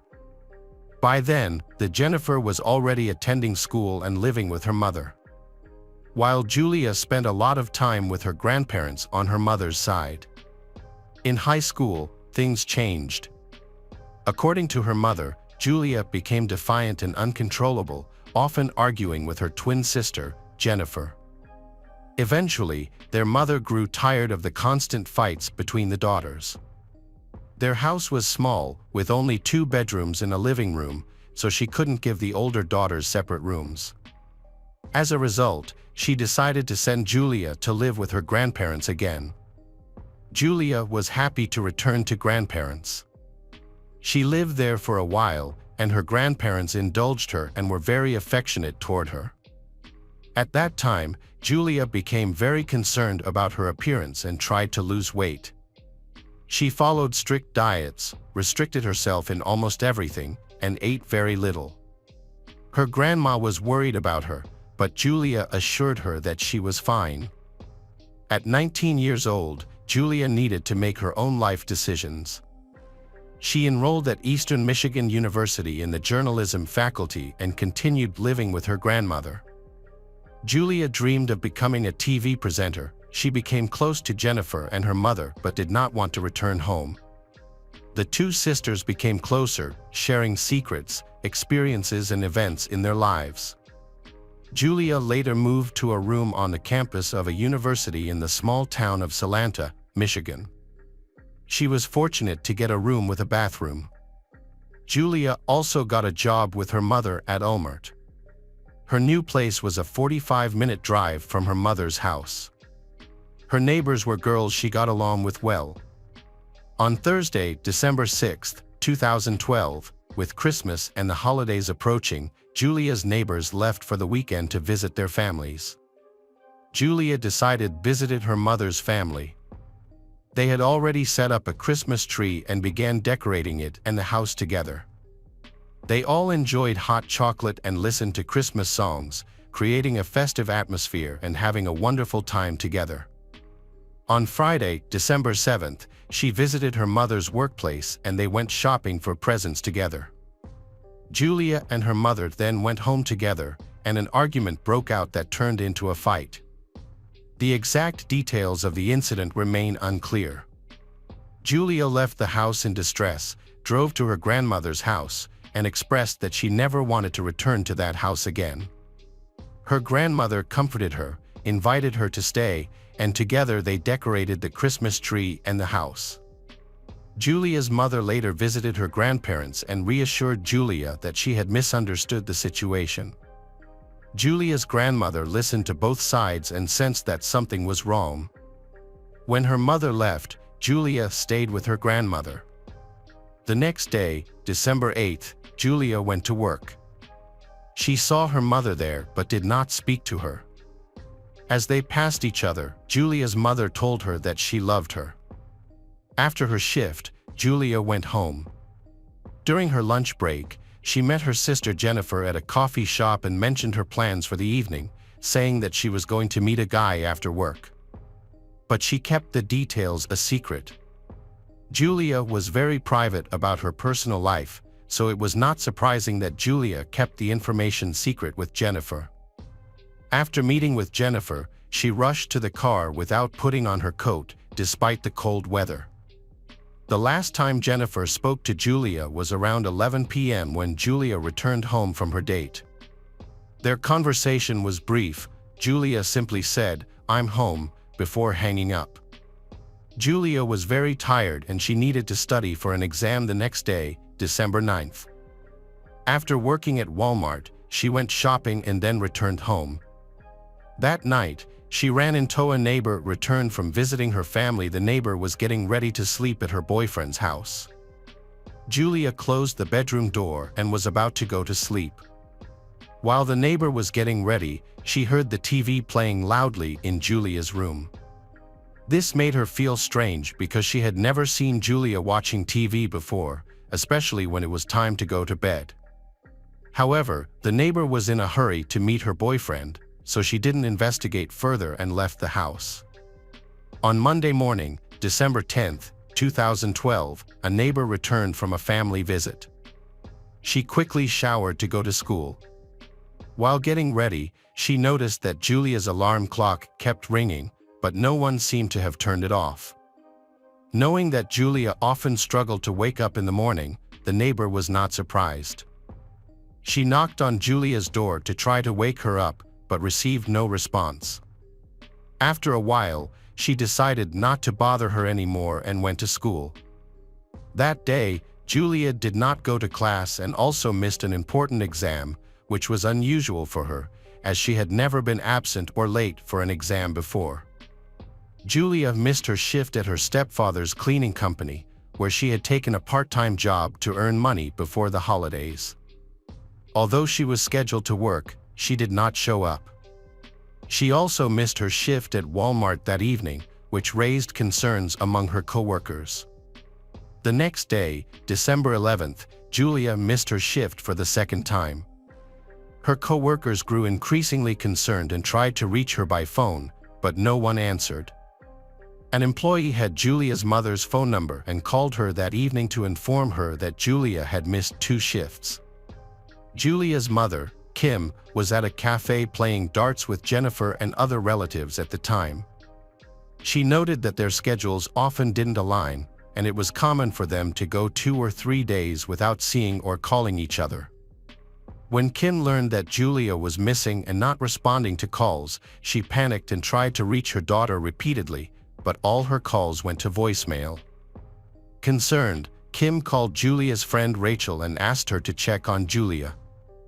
Rachel agreed and went to Julia's house around 9 p.m. Rachel found Julia's car parked in the driveway next to the house, but no one answered the door or the phone. Concerned, Rachel sought out a security guard for assistance. She asked the guard to open Julia's room to check, but he refused and instead called the police. The guard could not find a spare key to Julia's room.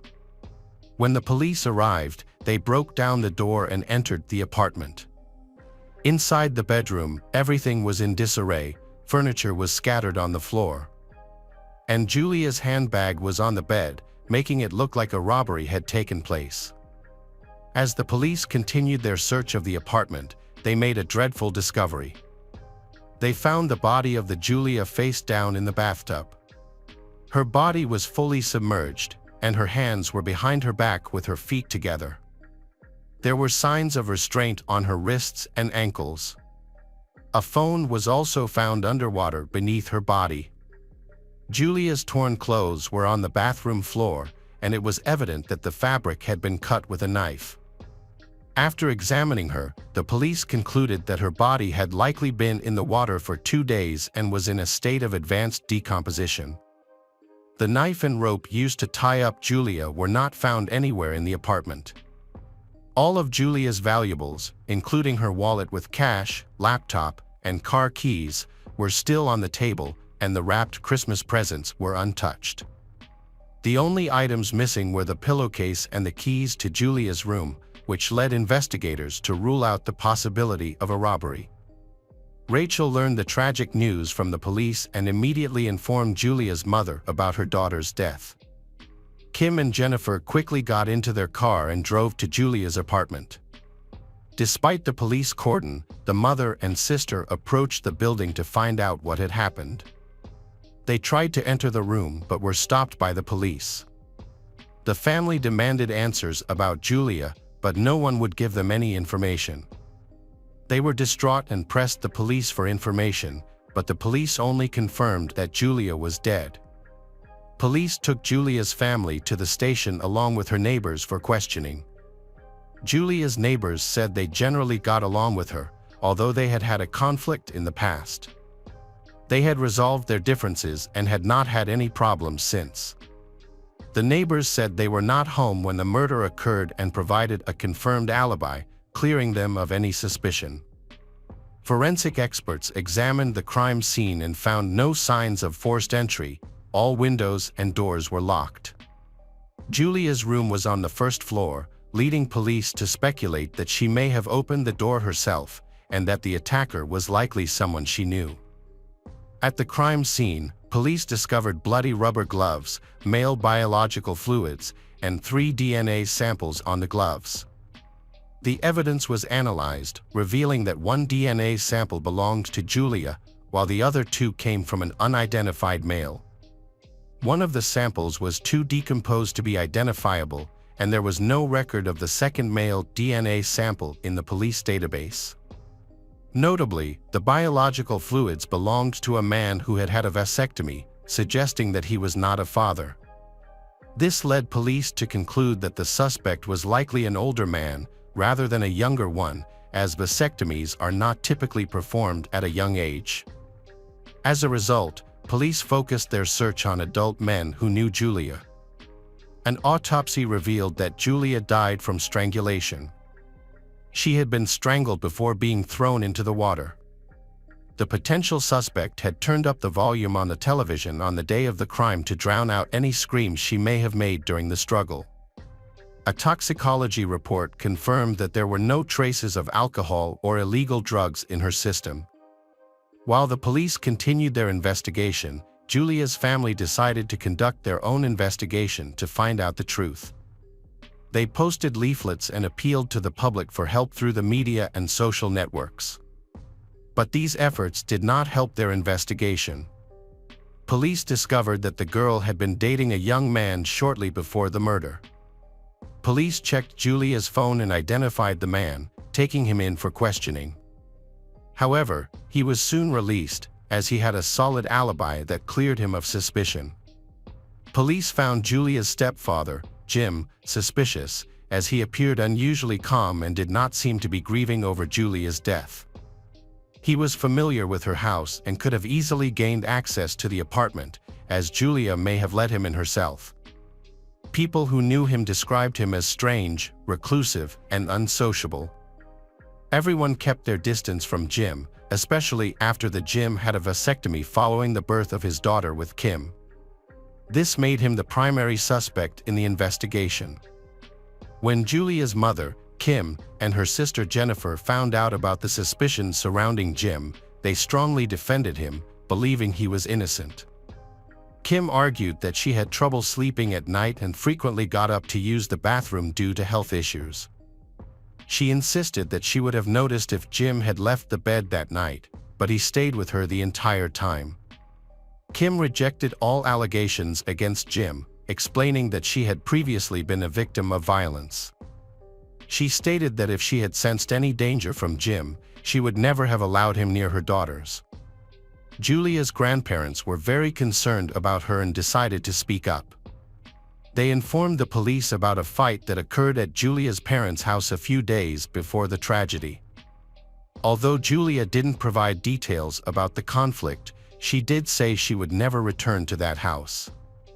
This raised questions about whether she had discovered something troubling or if there was another reason that led Jim to want to eliminate her. The grandparents noted that Kim and Jim's marriage was on the brink of divorce, as they frequently argued, and Kim had expressed that Jim might leave her. They hadn't shared a bedroom for a long time, making it difficult for Kim to know if Jim was home that night. This could explain Kim's intense protectiveness of her husband. She might have been trying to save their marriage or covering for him. In the early days after the incident, the police prevented Julia's mother and stepfather from entering her room where the crime took place, as they were collecting evidence and information. Despite this, Kim and Jim attempted to gain access to the room and were eventually successful, although Kim later said she did not remember how they got in. The police were surprised because they had not been granted permission to enter the room.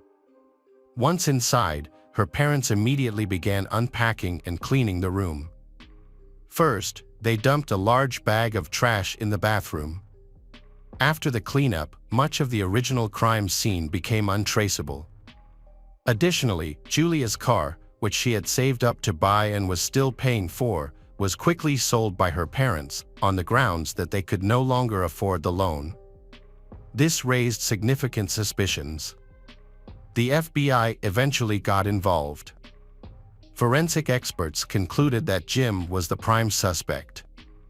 Julia's maternal grandfather, James, noticed that Jim had a very strict parenting style, often making her cry and cornering her.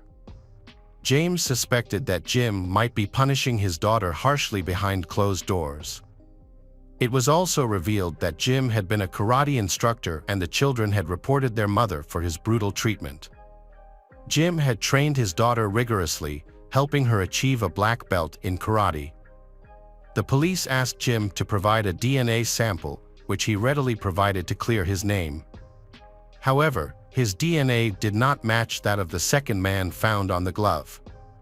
As time passed, the investigation stalled, and the case seemed to have been forgotten by everyone except the grandparents. They regularly asked the police for any updates and expressed their frustration at the lack of progress. Julia's grandparents still believed that the police should thoroughly investigate Jim, her stepfather. James suspected that Jim may have taken latex gloves from a cleaner at work to frame someone else while concealing his own involvement. However, this theory was never pursued further. It left many unanswered questions, such as whose DNA was on the damaged glove. It raised the possibility that there could have been two criminals involved. They asked Jim to take a lie detector test, which he passed twice, but Julia's grandfather remained skeptical. He still believed that Jim was somehow involved in Julia's murder. James' persistent attempts to communicate with the police about the investigation led them to stop contacting him. This decision upset only Julia's mother. Living in Florida, James was unable to visit the police in person, which resulted in him losing access to important information and feeling powerless. His daughter Kim and granddaughters, Jennifer and Madison, wrote to James to say he was no longer part of their family, which hurt him deeply. One of Julia's friends informed the police that Julia had reported harassment from her stepfather, who referred to Julia as his girlfriend, causing her fear. This suggested a possible sexual motive for the murder, prompting the police to seek a search warrant for Jim's home. During the search of his laptop, they discovered numerous explicit photos of minors. Jim was arrested due to these photos. At first, he claimed he was innocent, insisting that he did not know where the photos came from and that he was being framed. Later, he conceded that the photos might belong to him but insisted he was unaware that the subjects were minors. He maintained his innocence and was found not guilty because the prosecution failed to prove that the photos showed minors. Later, Julia's friend withdrew her accusations against her stepfather, although police informed her that her previous statements had been recorded. James discovered that Kim and Jennifer spoke to this friend and likely pressured her to change her testimony. Despite everything, Kim continues to support her husband and believes in his innocence. She thinks that her neighbor is responsible for her daughter's death due to a disagreement. However, this theory is not taken seriously because the neighbor has an alibi and only male DNA was found at the crime scene. 3 years after Julia's murder, in 2015, Kim and Jim's attorney advised them not to give a written statement because it could be used against them in court.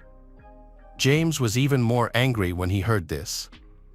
He felt that if they had nothing to hide, they would not have hired an attorney or refused to give a written statement, because giving false testimony could have legal consequences. By insisting on giving a statement, they avoided potential liability. It was later discovered that the police had overlooked a crucial piece of evidence. It was the bathtub rug that might contain the criminal's DNA. This information emerged when new police took over the case. They reviewed all the documents and paid special attention to this rug. However, the police could not find it. Julia's mother allowed them to search among Julia's belongings, which she had taken from Julia's room and stored in a storage room, but the rug was not among them. Its disappearance is a mystery. Only Julia's family had access to the storage facility. Julia's grandfather suspected that her mother and stepfather had thrown the rug away while cleaning the bathroom, along with the trash. The stepfather's mother and Julia's twin sister both insist that there was no argument in their home a few days before Julia's murder. They described the gathering as warm and friendly, with no disagreements. The James is determined to seek justice for Julia. He has thoroughly researched DNA and discovered that technology has made significant advancements in the past decade, allowing for the analysis of damaged or weak DNA samples.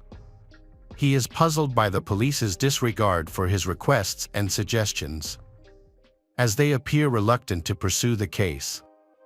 Julia's mother, Kim, has divorced Jim, but they remain on good terms and maintain communication. She continues to support Jim's innocence and views him as the decent person.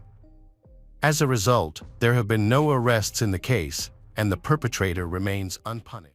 Welcome back, detectives. Let's dive into another horrible case. The case of Christina Purcell. Christina Purcell, a 41-year-old veterinarian, worked at a clinic in the small town of Greer, South Carolina, which has a population of 35,000. Her colleagues all described her as an exceptional person.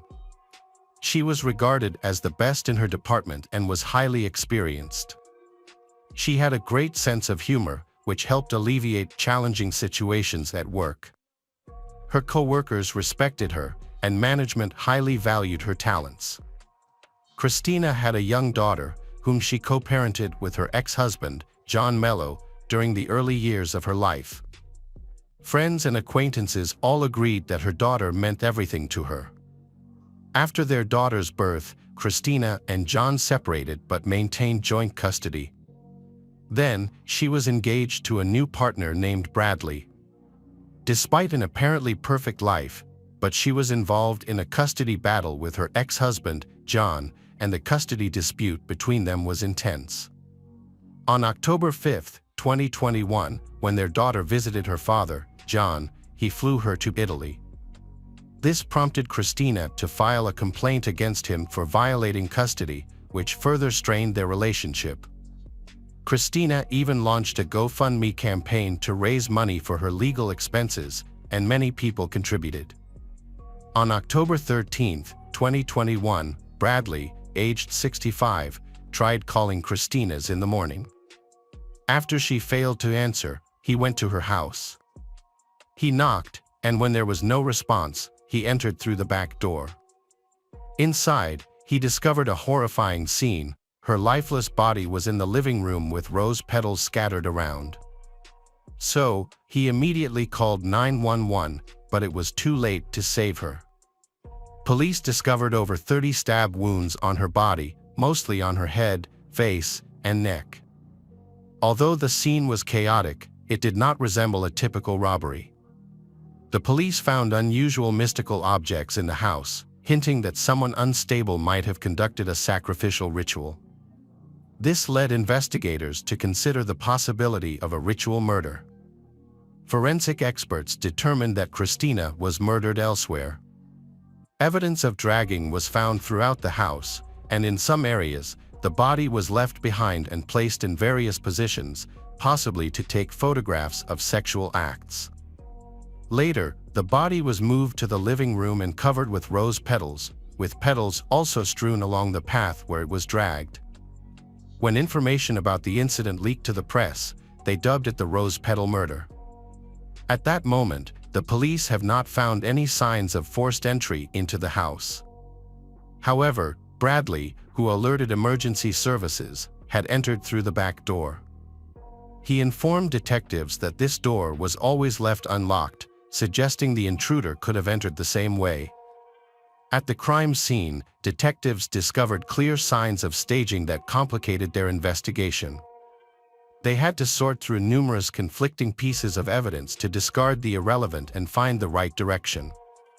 Detectives have never encountered such complex and confusing murder cases before, making it difficult to determine which lead to pursue.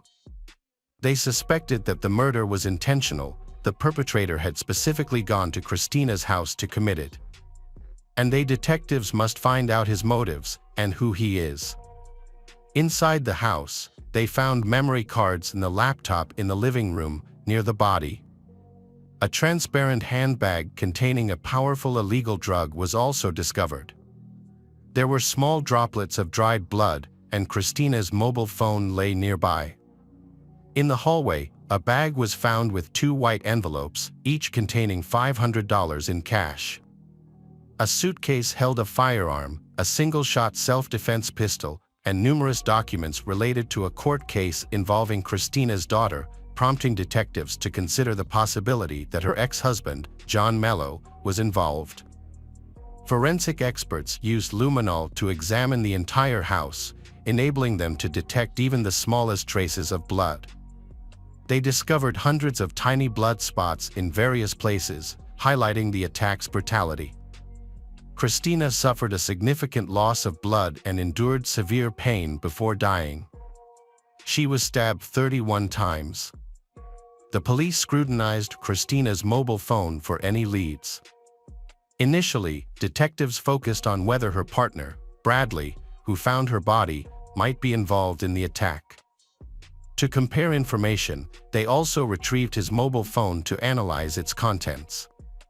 Police noticed peculiar behavior from he was highly agitated. His reaction didn't seem like that of a grieving fiancé.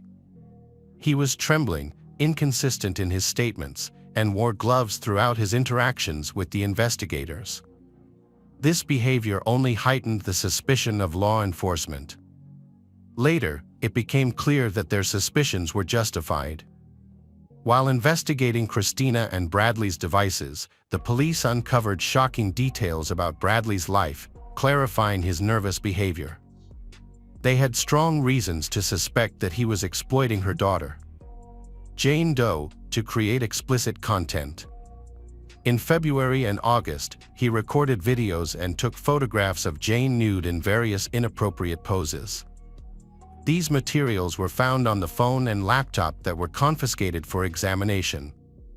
However, it is not clear whether this was done secretly or with her consent. Doubts emerged after the police discovered more disturbing information from Bradley's laptop that revealed unsettling aspects of the intimate relationship between Christina and he. The police uncovered increasingly disturbing information, including a new type of victim, animals.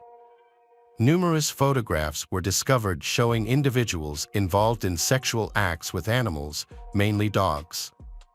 Shockingly, Christina, one of the clinic's leading veterinarians, who occasionally took animals home for temporary care, was involved in these acts. According to state law, such sexual offenses can result in up to 5 years in prison, and the offender must pay a fine of at least $500, which may be increased at the court's discretion. Law enforcement described these recordings as some of the most repulsive materials they had ever encountered.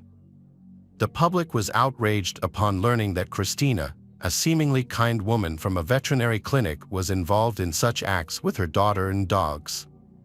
After discovering all this evidence, Bradley Post was arrested on October 19, 2021. He was charged with the sexual exploitation of a minor and the distribution of explicit materials. It emerged that he not only created photos and videos but also sold them. Additionally, the police considered the possibility of his involvement of Christina's death, but he firmly denied any involvement. Detectives found no evidence linking him to the murder. There was no trace of blood on his body or clothes. Furthermore, Christina had died several hours before he arrived at the house, leading the police to doubt his connection to the murder. Christina's ex-husband, John Mello, is also a suspect in the case. His main motive was gaining full custody of their daughter, which he did not want to share with Christina. This is a common motive for murder. However, at the time of the crime, John was in Italy with his daughter. This alibi was easy to verify since he hadn't returned to the country. Despite this, investigators kept John on their list of suspects, considering he might have orchestrated the crime indirectly. John returned to the country on October 21, 2021, a week after Christina's murder. Following his return, the police obtained a warrant for his detention. He sought help from his best friend, Zachary Hughes, who was 29 years old at the time. Zachary seemed suspicious to the police, so they looked deeper into his background. He was born and raised in Morro Bay, California. The turning point for him came in 2005 when his parents vacationed in Virginia. During this trip, they adopted 5 children from Russia. These children had suffered abuse in their previous foster families, resulting in physical and psychological trauma. The adoption aimed to teach Zachary and his brother Ellie about morality and to provide the adopted children with a safe, loving, and stable home. Zachary and Ellie struggled to communicate with their new siblings, leading to frequent family conflicts due to misunderstandings. Zachary's entire family worked on the farm, but he had a special talent: he studied music. His parents bought him a piano, and he became very skilled at playing it, which was especially noticeable in high school. He started participating in music competitions and won first place at the Southeastern Piano Festival. He has achieved great success, even performing a solo program with the South Carolina Philharmonic Orchestra. In 2010, he applied to the Juilliard School in New York, where Irina taught piano at an advanced level. Not only was Zachary accepted, but he was also offered several scholarships for his exceptional talent. Thanks to his exceptional talent, Zachary outperformed all his classmates and became the only student from the USA selected to participate in the International Music Festival in Kyoto. Only 11 people from around the world were chosen for this event. Those who know he say he is a loyal friend, highly moral and very good at communication. In his free time, he used his skills to help those in need, often performing for free at rehabilitation centers, nursing homes, and hospitals to bring joy to people. By 2018, Zachary enrolled in a master's program in piano performance at the university. At that time, he had a strong desire to help people globally. This led him to volunteer for the United States Marine Corps and apply to a military educational institution to become an officer within a year. He understood the intricacies of military service, but at the start of his second year, he suffered fractures in both legs. This injury forced him to halt his studies and receive the title of Hello. Around this time, a woman reached out to Zachary, seeking a talented pianist for a church in Greer, South Carolina. He accepted the offer and moved there to perform regularly. And he received half of the donations collected from churchgoers. Initially, this provided a good income, but by the mid-2020s, the pandemic significantly reduced the number of church attendees. As a result, he had to find new income sources. He began giving solo performances throughout the city and state and took on additional part-time jobs. Additionally, he started a blog offering valuable piano lessons. To support his performances, he acquired portable electrical equipment, which provided him with the necessary mobility. While living and working in South Carolina, Zachary met John, Christina's ex-husband and a former music producer. John supported Zachary by helping him with performances and offers him a part-time job. Between mid-2020 and 2021, when he assisted John with household chores, which deepened their friendship. He became John's closest friend. As a result, the police questioned him about his possible involvement in Christina's murder, wondering if John could have asked him to do such a thing. Meanwhile, investigators reviewed CCTV footage from a camera located near Christina's house. A camera installed in the peephole of the house opposite captured all the incident outside Christina's home on the day of her murder. The footage showed a stranger wearing dark clothing and a hooded jacket entering her house around 10 a.m. A few hours after, the stranger left on a bicycle, this time wearing a mask. Christina did not leave the house, and no one else visited, until the next day, when Bradley arrived and found her dead. This evidence cleared Bradley from the list of suspects in the murder case, although he remained in jail on other charges. Investigators suspected that a stranger in dark clothing, captured on camera, was the killer, but they couldn't identify him.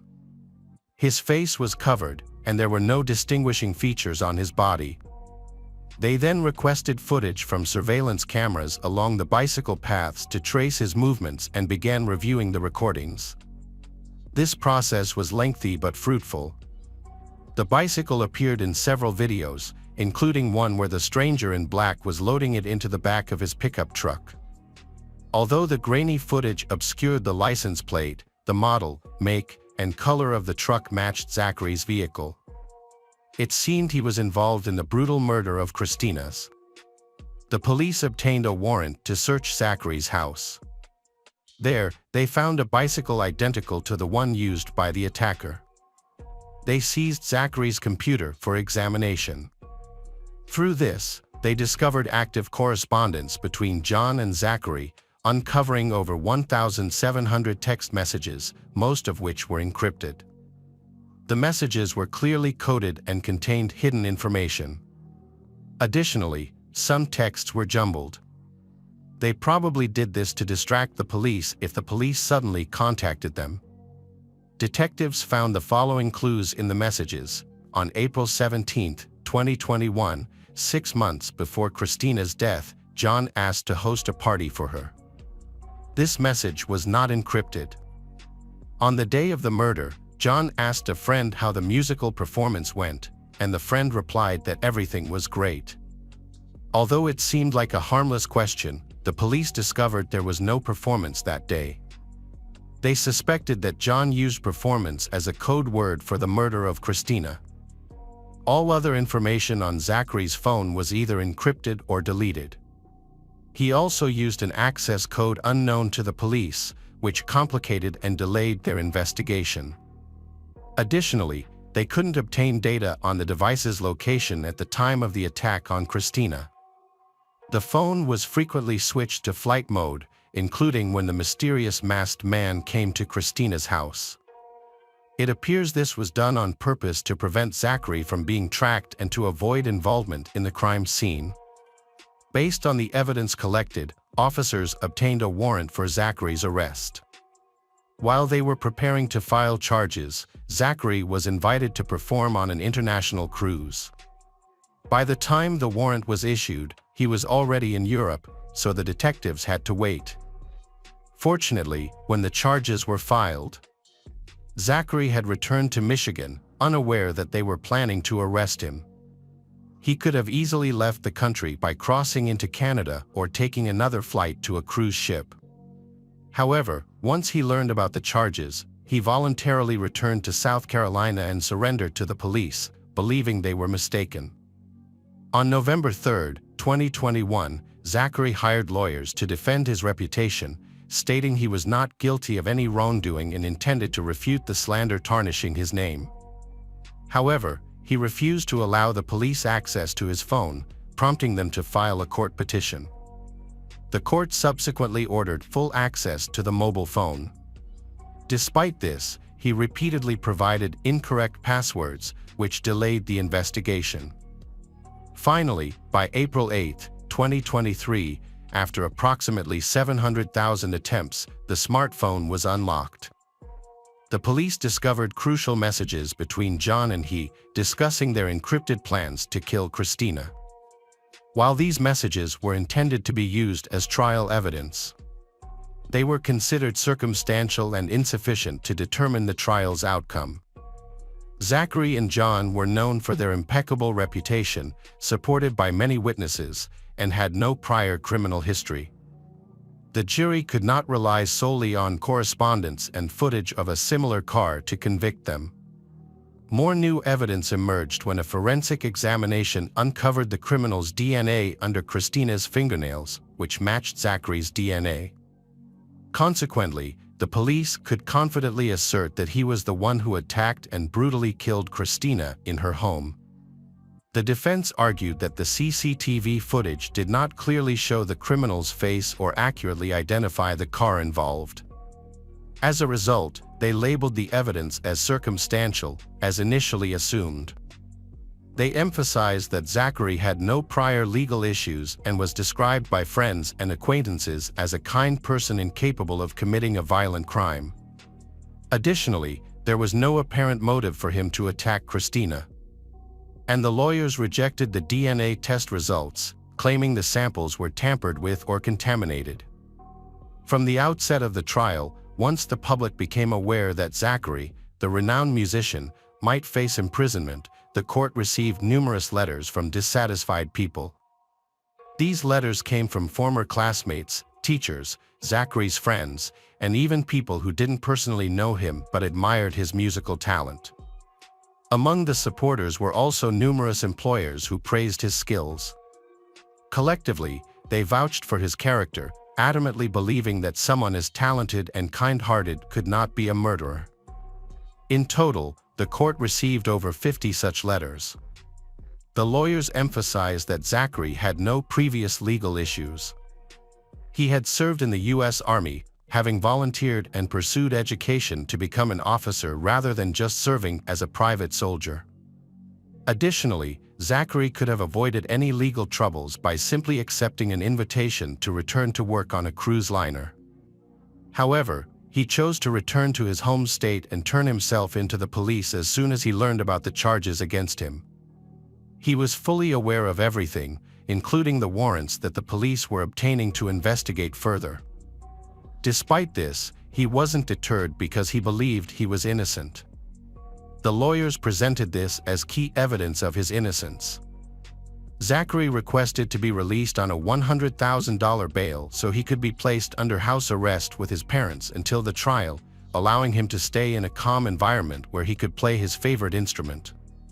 He also agreed to have no contact with the families involved in the case. However, the court denied his bail request, leading to his transfer to prison. He remains there, awaiting trial set for 2024. He continues to deny any involvement in Christina's death. John also denies all charges. During a conversation with investigators, he explained that he fled to Italy with his daughter. He said he was exhausted from legal battles with his Christina and was horrified to discover that her fiancé, Bradley, had inappropriate intentions towards his 9-year-old daughter. Evidence suggested Christina was involved, as she appeared in some photos with her daughter. So John claims he took his daughter away to protect her from Christina, her unstable mother. He intended to challenge for custody using the explicit photos taken by Bradley and believed he had a strong case. If Christina lost custody, John would have no motive to harm her. Nevertheless, John repeatedly insisted he would fight for his daughter at any cost, despite he not commenting on his connection to Zachary. The prosecution believes Zachary is involved because his DNA was found under Christina's fingernails, indicating she resisted him. He may be either a co-conspirator or a victim of John's manipulation. The investigation into Christina Purcell's death has become intricate, full of unexpected developments and mysteries. Detectives persist in seeking justice for her, gradually assembling clues to identify the mastermind and uncover the case's dark secrets. Although the journey to bring justice to she may be long, but it will certainly not stop. The investigation team hopes that the case will soon be illuminated, allowing she to rest in peace. Hello friends, welcome to our channel. Today we're going to take a look at another horrible case with you. The case of Neurotter family. Michelle and Lloyd Neurotter, two high school students, have a very close relationship. He was a year younger than she, but this didn't stop him from falling in love with her.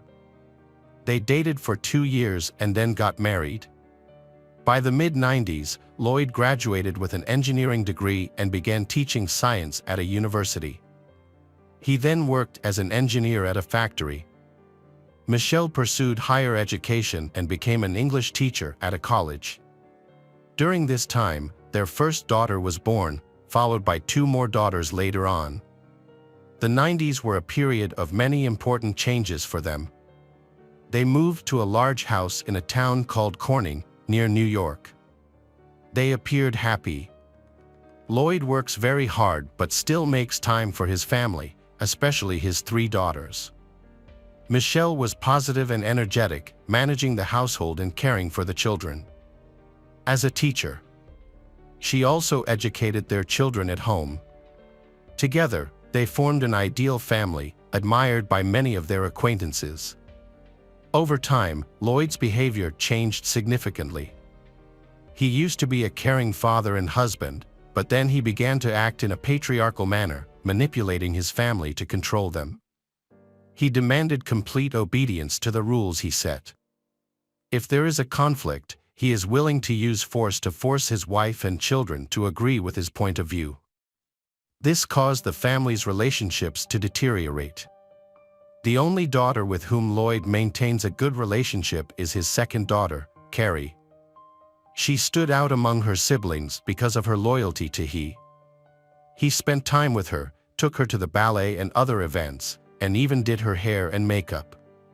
However, he did not show such affection to the rest of the family.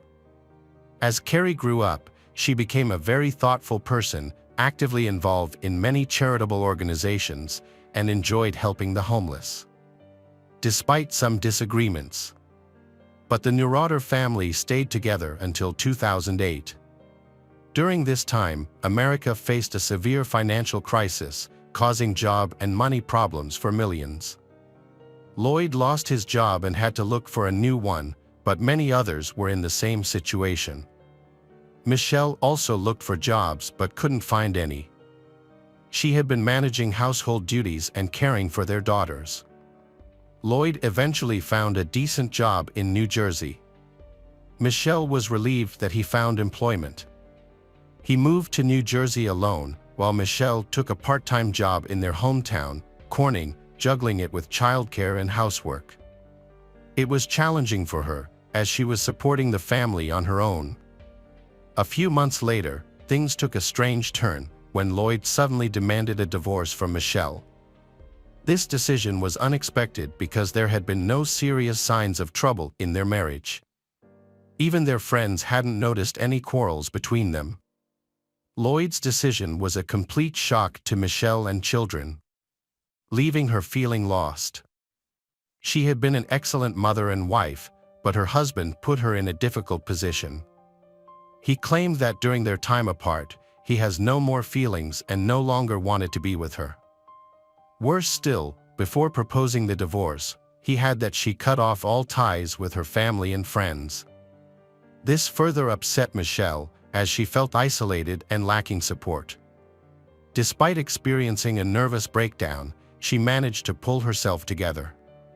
She found a job as an English teacher at a college and became a single mother. Several years after the divorce, Michelle and her children moved to another house in the same city. Her daughters had grown up, which made her life easier. The girls can help with housework and take care of themselves. This allowed Michelle to focus more on her work. She has built a successful career and made a lot of money. Even so, Lloyd, a manipulative person, still makes things difficult when fights over child support and arguing about alimony. The divorce process lasted about 5 years, during which Lloyd repeatedly attempted to discredit Michelle to gain custody. Despite this, Michelle fought back, she defending herself in court and made a rebuttal against Lloyd. Lloyd was a skilled manipulator, and after 2010, the middle daughter, Carrie, moved in with him. Little girl believed it was her own decision because she loved and missed her father. The other children did not agree with her choice and urged her to stay with their mother, Michelle. In court, the judge supported the decision of the other children to remain with Michelle. On August 28, 2017, a family friend arrived at Michelle's house to pick up her youngest daughter for swimming practice. As he got out of the car and approached the house, he noticed Michelle in an unusual position by the stairs, visible through the living room window. He knocked on the door, but no one answered, and Michelle didn't move. The dog was barking continuously, which made him feel uneasy. He found the door was unlocked. So he went inside to check. As he got closer, he realized that Michelle was not standing but was hanging from the railing. He checked her pulse, but her hand was cold and numb. He immediately called 911, reports that Michelle appears to have ended his life. When emergency services arrived, they confirmed that 46-year-old Michelle had been dead for some time and beyond repair. The police searched the house but found no one else present, even though Michelle lived there with her 14-year-old daughter. Carrie lived with Lloyd, and the eldest daughter was away at college. At first, it seemed like Michelle had committed to end his life. However, as the police investigated, they found more inconsistencies in the case. There were marks on Michelle's face, suggesting the incident may have been staged. It was also strange that the youngest daughter was nowhere to be seen, even though she was supposed to be home. This led the police to consider both murder and the possible kidnapping of the child. Detectives contacted Carrie and Lloyd. They first reached Carrie, and the little girl said that her youngest sister was there. This interested the police, as the younger daughter never missed training and did not want to go to her father's house, Lloyd. Michelle hadn't allowed her to miss school the day before, so why did she go there? The police then confirmed this with Carrie. Carrie explained she had stayed overnight at Michelle's. Carrie and her sister left Michelle's home long before a family friend discovered Michelle. According to little girl, Michelle had been unstable and hysterical during the day, so Carrie didn't want to leave her younger sister with her mother and took her with her. The story seemed implausible because Michelle's body was cold when discovered, indicating she had died long before. This contradicted Carrie's statement that they left shortly before a family friend found Michelle's. Contacting Michelle's acquaintances and friends also made Carrie's story more suspicious, as they provided a different perspective to the police. A friend mentioned that 2 days before her death, Michelle attended a court hearing about custody issues for her youngest daughter.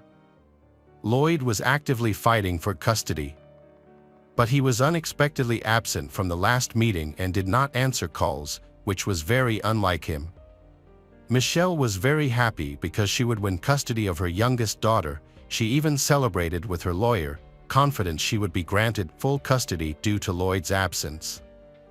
Therefore, she had no reason to be anxious or depressed, as the custody issue had been resolved in her favor. Michelle's mother, Jeannie, upon learning about the tragedy, immediately informed the police that she suspected Lloyd of being responsible for her death. She could not believe that Michelle would choose to end her own life and leave her children behind. Consequently, Lloyd became the prime suspect, because for years, he tried to take away Michelle's custody, and their divorce had been contentious. It was initially difficult to reach Lloyd. According to Carrie, he was with her at the time of the murder, help her settle into her new home before going to university. Lloyd spent the night at a hotel in Rochester, which is about 160 kilometers from Cortland, and then flew to California for a job interview, placing him 4,000 kilometers away. When investigators contacted Lloyd and informed him of Michelle's death, he showed no emotion. After the trial, Lloyd went to the police station and confirmed Carrie's claim that during the time of Michelle's death, he was in another city helping Carrie move. According to Lloyd, Carrie came to see him at the hotel to see how he was getting along. He then took little girl to the parking lot, and she left, and he returned to his room. He provided the hotel reservation as evidence. Although he agreed to take a polygraph test, he never did. Detectives couldn't file charges due to insufficient evidence, but they were suspicious The police began reviewing CCTV footage and phone records to track the movements of Lloyd and Carrie in the days leading up to Michelle's death. They found inconsistencies between the footage and the location of Lloyd's phone, suggesting he was deliberately leaving his phone behind to hide his movements. It became clear he was not truthful. Carrie was indeed with he at a Rochester hotel, but in the evening, they went to the parking lot, and he did not return to the room as he claimed. They went somewhere on the night of the murder and only returned at 7 a.m. the next day. Investigators found that Lloyd was in financial trouble. He has to bear large debts. He owed $100,000 on one credit card and was in desperate need of money. However, after the death of Michelle, he received over $200,000 from her life insurance, which was beneficial for him. This made investigators more suspicious of him, and they to scrutinize him more closely. When checking the location data from Carrie and Lloyd's cell phones, investigators found out that it seemed like Carrie was involved too. The decision was made to monitor the conversations between Carrie and Lloyd. Wiretaps of their phone calls revealed they were indeed hiding something. They avoided many topics during their discussions, and Lloyd often abruptly ended Carrie's questions, as if aware they were being monitored. Some conversations were deferred to face-to-face meetings. Lloyd repeatedly stressed the importance of keeping quiet during their calls, indicating they had secrets to conceal.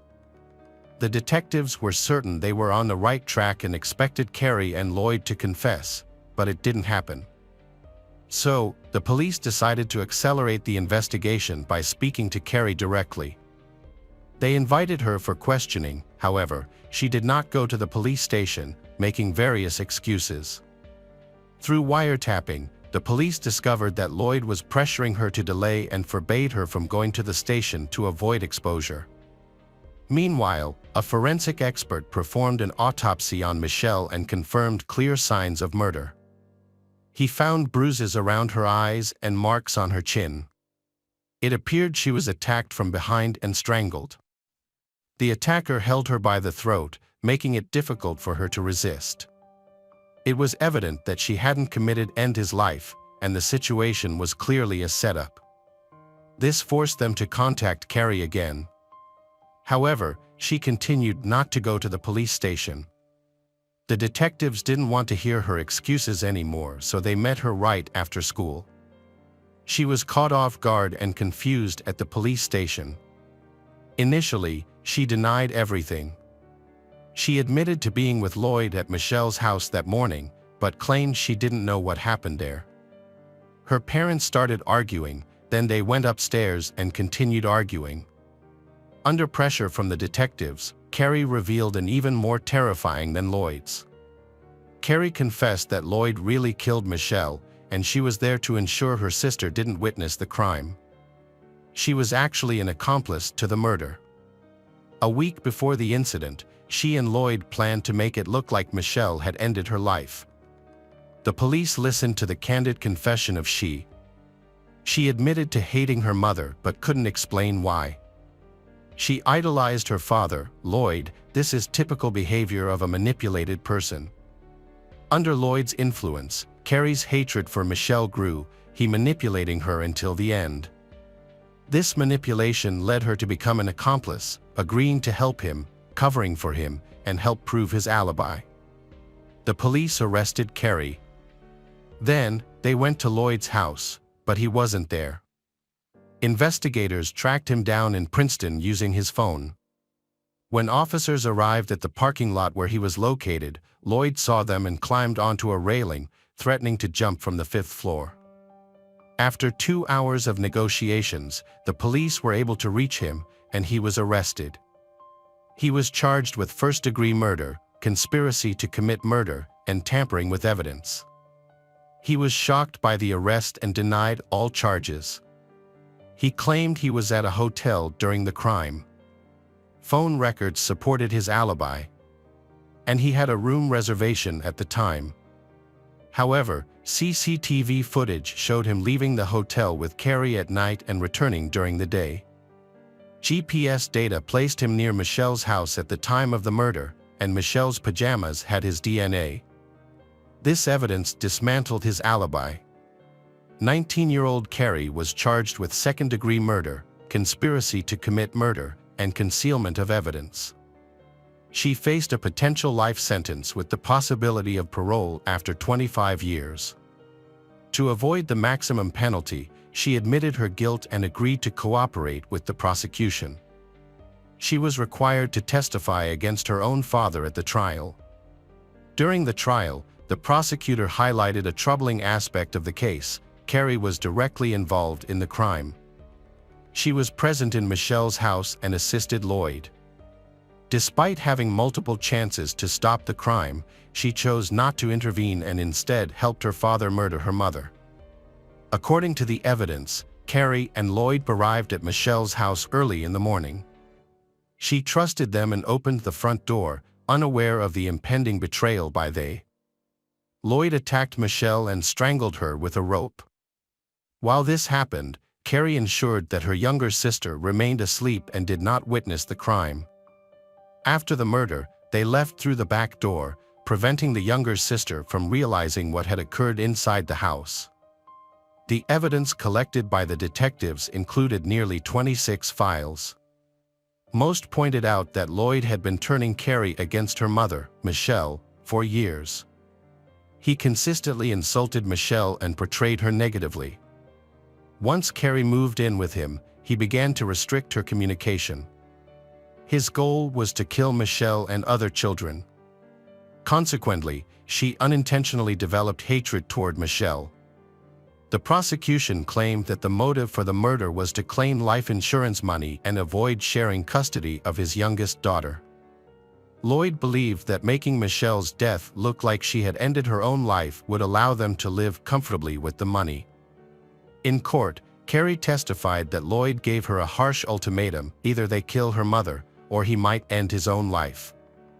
He complained about his difficult financial situation because he had to pay $6,000 in alimony every month, stating he couldn't continue living this way. Faced with this, Carrie made a dire choice and agreed to help in the crime against Michelle. The prosecutor acknowledged that Lloyd manipulated Carrie and advocated for lenient punishment for her. Ultimately, he admitted his guilt in the murder. As a result, Lloyd was found guilty of first-degree murder and other charges. He was sentenced to life in prison without the possibility of parole and is currently held at Clinton Correctional Facility in New York. During the trial, Carrie's maternal grandmother, Jeannie, requested a lighter sentence for Carrie and a harsher sentence for Lloyd, who had tormented Michelle throughout their 25-year marriage and ultimately killed her. Jeannie expressed that she did not believe Michelle would have wanted a severe prison sentence for Carrie, but rather for little girl to lead a happy life. Carrie was found guilty of concealing evidence. The judge considered Jeannie's plea and the prosecutor's perspective, resulting in the lightest possible sentence of 1 to 3 years in prison. Carrie was released early on January 16, 2020.